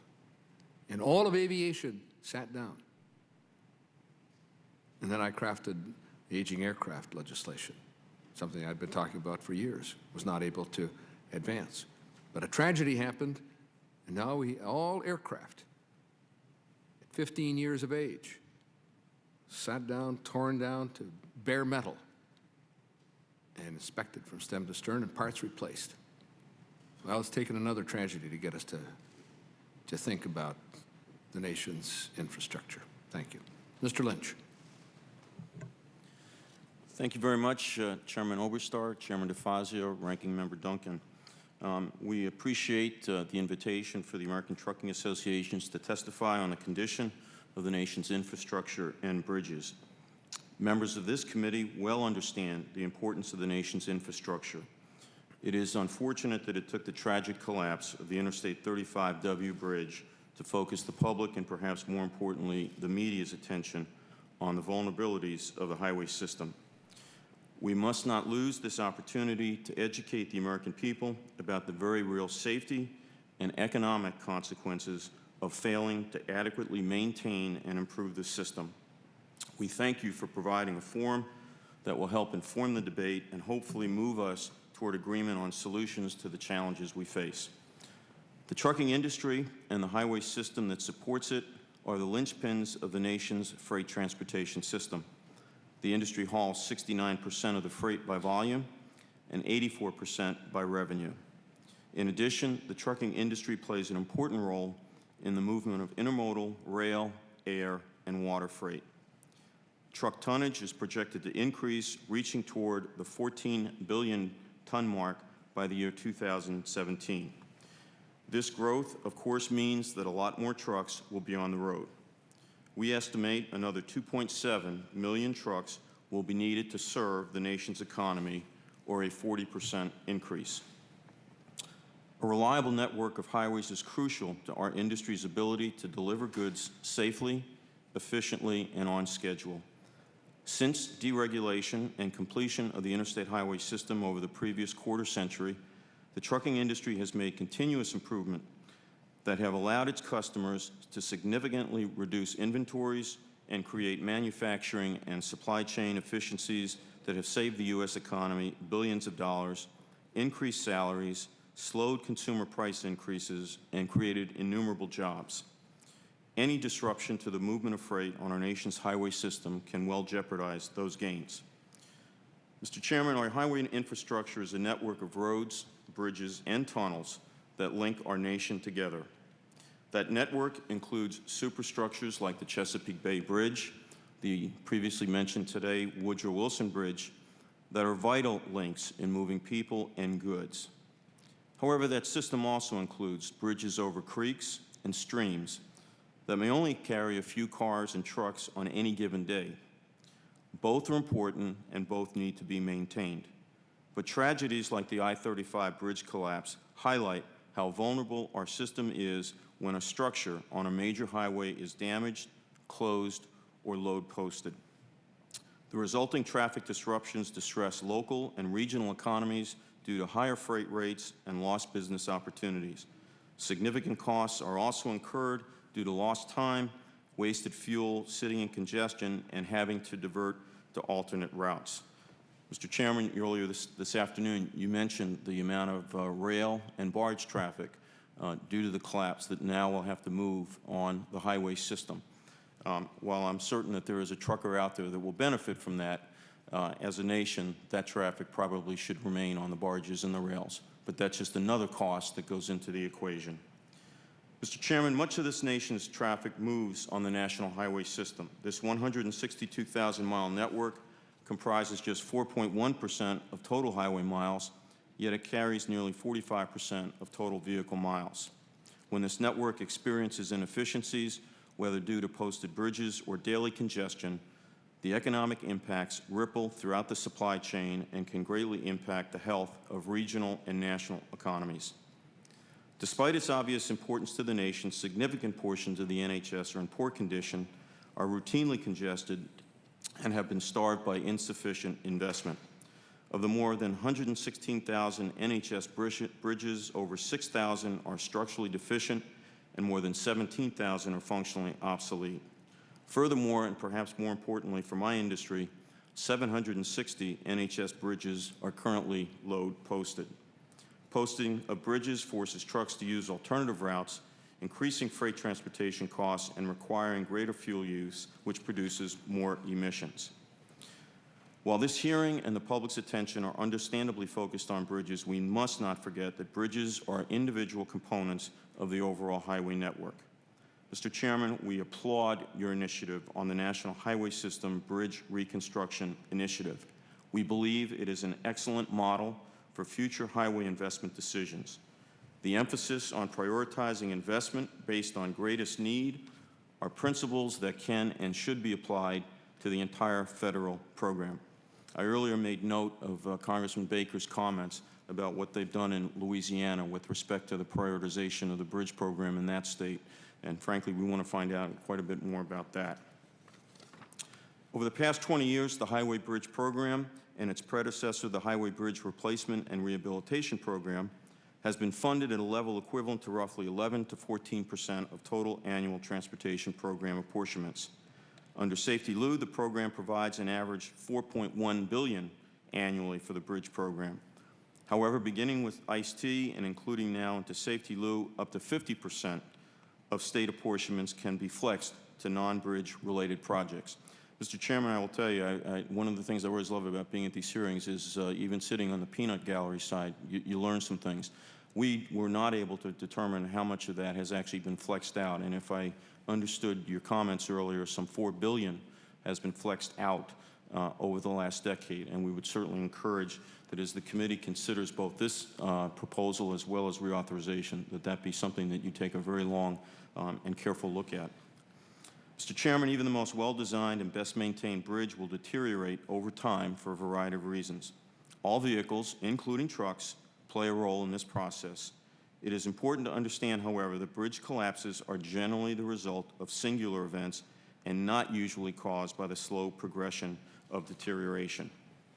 If a bridge does collapse due to fatigue or other structural issues, it is likely that this may have been prevented by better inspection, maintenance, or management practices. Therefore, Mr. Chairman, we very much support your efforts to enhance inspection procedures, techniques, and to improve bridge management.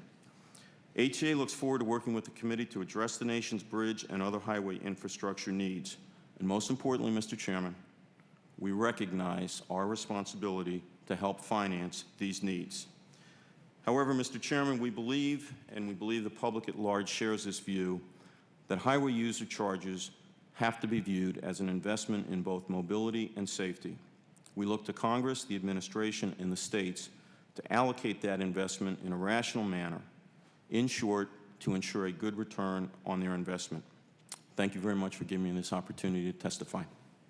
Thank you, Mr. Lynch. Very thorough, far-reaching, comprehensive presentation. Most striking was your projection of 2.7 million more trucks to be needed over what period of time? That would be over a 10-year period. Over a 10-year future period. Correct. 40% increase. That's a result of just-in-time inventory, isn't it? Just-in-time delivery of goods, making our trucking system rolling warehouses. This is economy-driven. This is not something trucking companies have. It's your customers. It's what the producers and consumers want. They want this just-in-time delivery, and so your members have become inventory purveyors, if you will. That's correct, Mr. Chairman.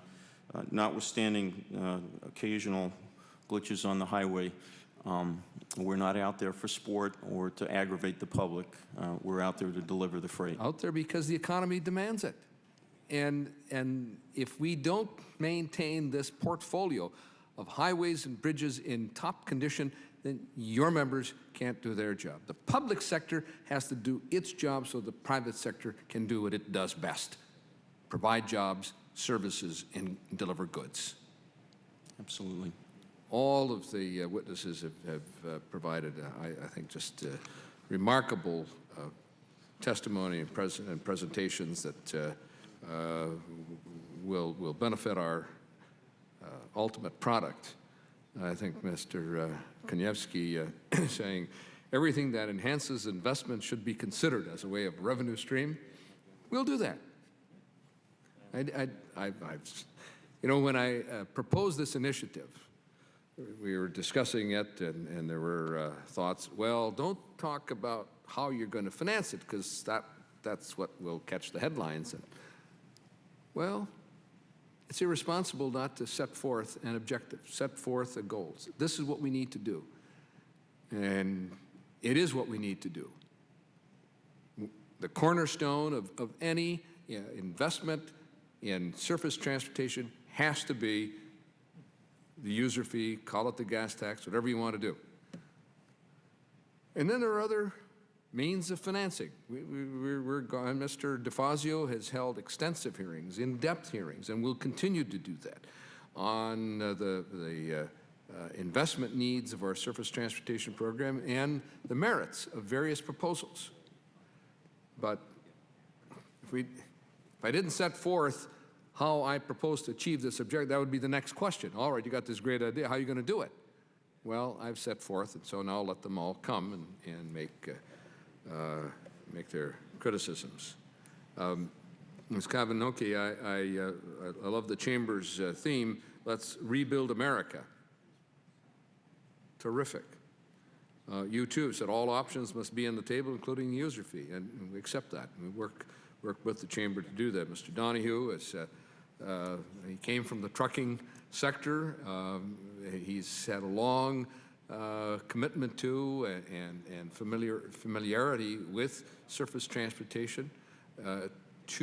4 years ago, it was the Chamber's objective to fully fund the Aviation Trust Fund.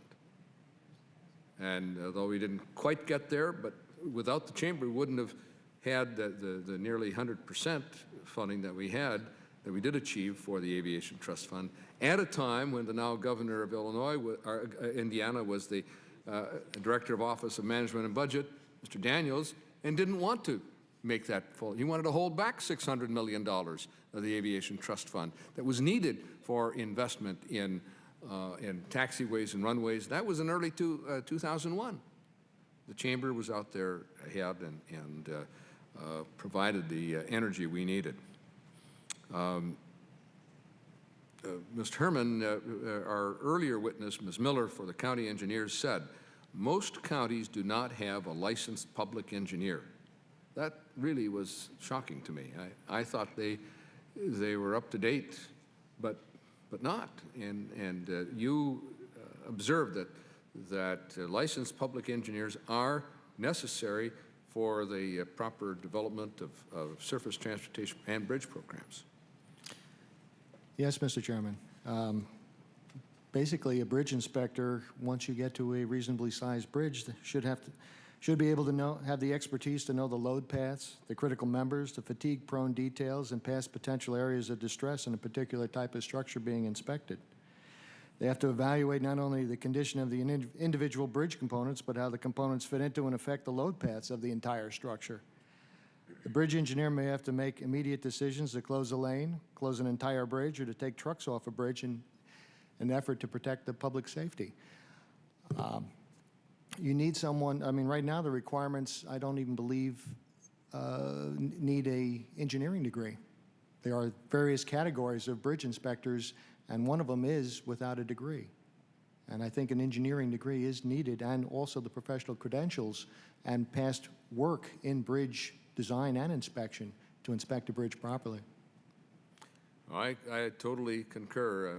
We've had experience in my district with at least one county that did not have an engineer. In fact, didn't have one because the engineer they did have asked for an increase in pay. And the county board said no, so he left for a job elsewhere. And then when it came time to plan the future investments for that county, they were out in the cold. They didn't have anyone to speak up for the surface transportation needs of that county. They've learned their lesson. They have one now. Mr. Chairman, we've found in some instances where the cost of bridge inspection does control. We've had experienced engineers, licensed engineers, 20, 25 plus years experience that we couldn't use on a bridge inspection because they cost too much. And it's not that they didn't want to use them, it's just that they didn't fit into the budgetary program.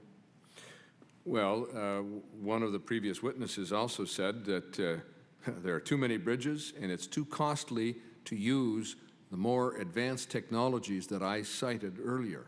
Well, that's why we need this investment. Mr. DeFazio. Let me compliment the chairman of the subcommittee on the intense work that he has done since the beginning of this session on the overview of the existing surface transportation program. Thank you, Mr. Chairman. As always, thank you for your leadership in proposing an initiative to move forward. As I made the point earlier when the chairman was being beleaguered by the press about all the specifics of his proposal, I said, you don't understand that this is a different Congress, and it's not like the Congress last 12 years. This is a real legislative process. We're here today to listen to people, get ideas, and figure out how to improve our product, but we are committed to addressing this problem and not putting our head in the sand like the administration. So I appreciate the chairman's leadership, and we are truly here to listen, and I appreciate a lot of the testimony we've gotten today. And we need allies, obviously, in this fight. You were all, most of you, here earlier, and I guess I'd first go to Ms. Kavanaughke from the chamber. I was just walking out as you mentioned the word Oregon, and I was walking back in as you mentioned the word user fees. And I'd just like to understand how the chamber got there, having heard the secretary's testimony earlier. And let me just, you had some statistics that I quoted earlier about the deaths that relate to poorly maintained roads. Now, do you know if does that include design flaw, like the kind of thing we're talking about where we have structurally and functionally obsolete bridges? Is it that, or do you just mean bad maintenance generally in terms of that attribution of 1/3 of the deaths? Mr. Chairman, that statistic comes from TRIP, the Road Information Program, and actually I heard you ask that question and called over to TRIP to double check their background. That includes maintenance issues, but it does also include design deficiencies, structural design flaws. Right. Yes. So, because that was the point I was attempting to make earlier, which is this is a horrible tragedy and so unexpected, and the collapse and 13 people in the blink of an eye. But on a daily basis, if we attribute 1/3 of the deaths every day to something that has to do with maintenance, and then just take a portion of that and say, well, it has to do with functionally obsolete bridges and other infrastructure, which creates dangerous conditions, then on a daily basis, we can make the point that our obsolete and insufficient infrastructure is killing more people. Sir, and that's exactly the Chamber's point, yes. Right. And then your second point, which I think goes sort of again to, or where you make a couple of other, but where you talk about the $67 billion in extra vehicle repairs, is that also from that same group? It is from TRIP, yes. Yeah, okay. But again, that would be where the chamber would perhaps come down, where they don't normally always come down on the idea of increasing some user fees, which is, hey, with the economic competitive issues, what you raised with the GDP investment in some of our competitor nations, with the problems with a lot of your members and just-in-time delivery, and with the increased costs they actually incur just because of, that's a lot of money on extra vehicle costs. I mean, if we could fix half the problems and get that number down by half on an annual basis, would come out ahead in the end. And I assume that you've come to somewhat of a similar conclusion at the chamber. Sir, we have a formal policy process, as of course do most associations, and I cannot tell you that from a very formal policy declaration perspective that we are coming right out and saying, it's time, let's do it. But what the chamber is saying is there is ample evidence. There is ample evidence from a safety perspective, from lives lost, from an economic perspective, and not just with regard to bridges, which are critical links in the overall infrastructure, but with infrastructure across the board that this committee has actually addressed, including waterways, and we certainly commend you for moving WRDA this year. With regard to the Federal Aviation Administration, we think it's absolutely critical that we modernize the air traffic control system, but we recognize that there is a fundamental cost to providing the economic underpinnings of the economy, and I believe that if we can link the benefits of the transportation system and the investment, just as Mr. Lynch said, with what is being paid, we've got a very credible case to sell to the business community and to the American people that they're going to get what they pay for. Exactly. No, and I believe there does need, you know, I mean, if you're talking to someone who's sitting in congestion, they want to hear that you're somehow going to address that problem, or if you want to talk to someone, you know, who's lost a loved one or whatever in a tragedy, they want to hear that you're addressing. So I mean, I fully support that. Mr. Cox, if I could, on your testimony on page 4, you talk about ARTBA is advocating the inclusion of a new federal program, the Critical Commerce Corridors, as part of Safety Lou reauthorization effort that is funded outside Highway Trust Fund and dedicated to building transportation system capacity. What do you, can you expand on that a little? Well, our vision there is that, yes, there are problems with congestion. Yes, there are problems with maintaining the existing system, which is growing older by the decade, as we know.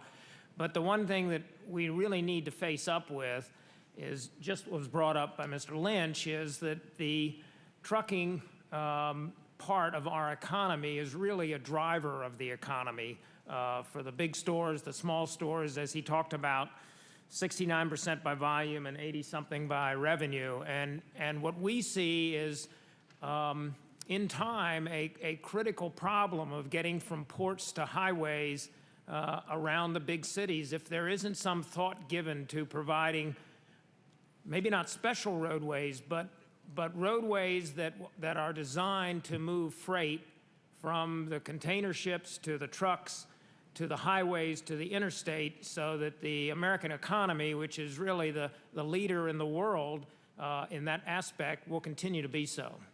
And you would feel that that would be significantly a federal responsibility? I would think yes. If you're talking countrywide, you would have to start off with the federal government. Certainly there would be state participation, but we would have to see that there has to be a leader to get the thing started, so yes. Great. I hope you'll convey those thoughts down to DOT. They seem to be a little reluctant to go there on some of these issues. On page 5, I thought this was, again, for the record, because earlier we had some very confusing testimony from the Department of Transportation about whether or not there's a need and whether or not we're spending $40 million a year on conditions, and therefore, we're doing just fine, and et cetera, and which seem to be contradict their own conditions and operations report. But you talk here, according to U.S. DOT conditions C&P report, federal highway and bridge investment is $20 billion below the amount necessary to simply maintain current roadway and bridge physical conditions and congestion levels each year. Is that accurate? I only have to go with the information was given to me by the people at ARTBA who prepared it. I presume that it is. I presume it's as accurate as any of those kinds of estimates are, but I don't think it takes really what you read in books. I think anybody who drives around our urban areas notes the fact that we haven't been keeping up with the growth, not only in businesses, but in homes and all of the other needs that transportation, both public transportation and vehicular transportation, provides. Okay. And then if I could, Mr. Chairman, I know I'm a bit over time here, but if I could direct a question to Mr. Lynch. And again, sort of referencing back, I mean, you did a very good job of quantifying, the obligations we're putting on the national highway system and the amount that's, actually already load posted and those that function. I mean, you really did a good job of reiterating those things. And then you get down into meeting the needs. You said there, today's $70 billion investment in highways and bridges would nearly have to double to 132 to significantly improve highway conditions and reduce congestion. Federal investment in highways must rise by 50% above forecasted levels by 2015 just to maintain current levels of highway condition and performance. Do you stand behind that? Absolutely. Okay. Again, you need to be shipping some of this work down to DOT and see if we can get some attention down there, because those are, I'd agree with those numbers, but I didn't feel that we quite have them on board yet with that magnitude of it. We've had ongoing dialogue there. As the chairman knows, we have a few issues about financing that we don't quite see eye to eye with the department, and we've made it very clear to them that our preferred financing mechanism needs to continue to be the fuel tax, recognizing that over some period of time we probably are going to be transitioning perhaps to a system like you have that you're experimenting with in Oregon on a mileage-based tax. But we have certainly made our thoughts known about some other financing mechanisms, particularly in New York City and a few other places. Right. And would you just, and one last point on, when you talk about the capability of flexing money out of high priority bridge projects into other non-bridge related, how would you suggest, what should we do? I mean, should we just like close down that flexibility until a state has addressed all of its structurally and or functionally obsolete bridges, or how do you think we ought to deal with that? I think that's perhaps one of the tougher issues that you're going to have to deal with. On the one hand, you have states essentially saying, we need more money, and give us the money, but don't tie a lot of strings to how we use that money. As one of the users, as one of the payers into the system, while we're comfortable having a certain degree of flexibility there, we will never be able to sell a fuel tax increase. Now, whether it's imposed on us, that's a whole other issue, but I mean, we won't be able to sell that to our own membership if they believe that the money is not going to the things that they believe it was intended to go to. And the fact that I was frankly surprised to find out that 50% of the funds could be flexed out of a bridge program that is arguably very, very critical, and that is certainly a focal point of not only this hearing, but I think now a lot of the public concern about the infrastructure. So we would certainly recommend that the committee and Congress take a very careful look at, if you allow that degree of flexibility out of the program, what happens to the condition of the bridges in this country. Okay, With the gentleman, you'll certainly on this particular point, which is a very significant one. We invited the National Governors Association to testify. They declined. Specifically, the governor of my state declined. He has aspirations for a place on the national stage. This was an opportunity. He's incoming chair of the National Governors Association. But this particular issue of flexibility was one that the National Governors Association insisted on in ICE-T, in T21, and again in Safe-T-Loo, to have the, give us the authority. We're the managers. Give us the flexibility to move these. And then what do? They move $4.7 billion over the last decade out of the bridge program, and then complain we don't have enough money for bridges? Give them the flexibility, and they misused it? That's outrageous. But they didn't come here to defend their flexibility.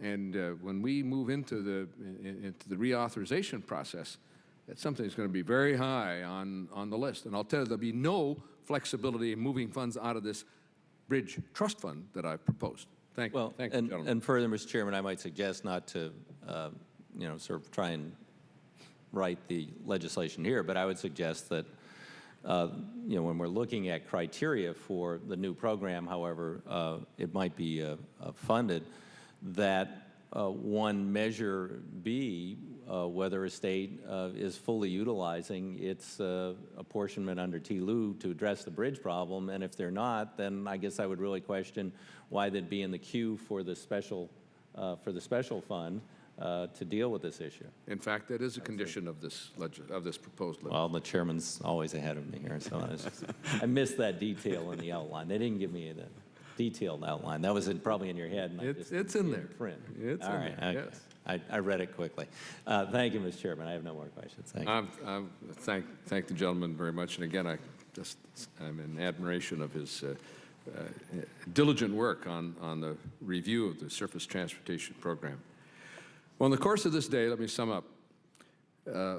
Item 1 of the initiative is to establish uniform processes and standards for inspection of structurally deficient bridges and for inspector training. The Secretary agreed to that. Mr. Kapka agreed to that. County engineers agreed to that. Every panel's agreed to that. That's 25%. The distribution of funds based on public safety and need, requiring the Department of Transportation to develop an administrative formula for distribution of funds. Secretary didn't disagree with that, embraced it. Mr. Kapka embraced it. Our previous panels embraced it. All of you have addressed it in one way or another. That's 50%. Accountability by prohibiting earmarks by the administration, by the states, prioritization of structurally deficient bridges under this new standard to be done by Federal Highway Administration, cooperation with the states, and then reviewed by the National Academy of Sciences. Secretary agreed with that. Other panels agreed with that. That's 75%. And then a bridge reconstruction trust fund with dedicated funding. Well, we had a little disagreement on that matter, but I think everybody understands at the end of the day, we're not going to have a bake sale to fund this construction of bridges.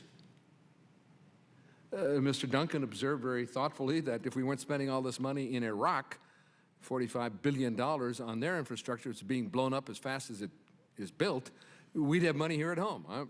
Right. Meanwhile, we have a means, we have a way, we have options, and I've laid the options on the table, and we'll address that matter. So I think we're about 95% of the way home on this. I just have to observe in closing, Mr. Micah earlier in the day in his opening remarks compared this proposal to ignoring the crumbling foundation, leaking roof, and obsolete plumbing of a 50-year-old house, just paving the driveway. Well, the house I grew up in, and is still my home in Chisholm, is about 70 years old. It was built by my father, uncles, and grandfather, who was a carpenter, Grandpa Grillo, who came from Naples, Italy. And there's a picture of me pounding a nail in that old house.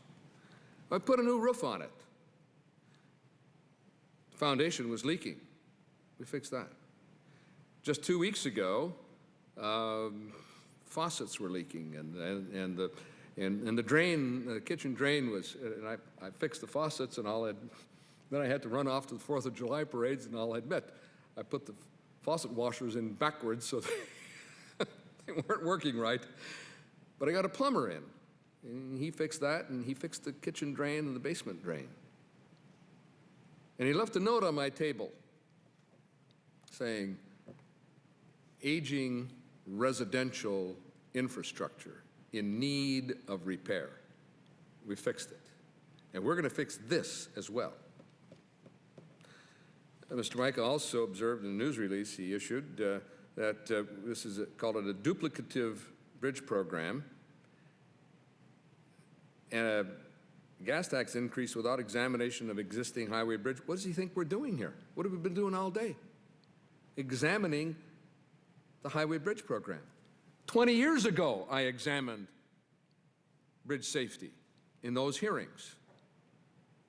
This is no novice coming to this subject matter. And we intend to do something about it. It would be immoral to have this bridge collapse and do nothing about it. And a very targeted, focused, deliberative, sunsetted, 3-year initiative to attack this program, attack this problem with a credible, effective, workable initiative. And I thank you for your support of it. Thank you, Mr. Chair. The committee is adjourned.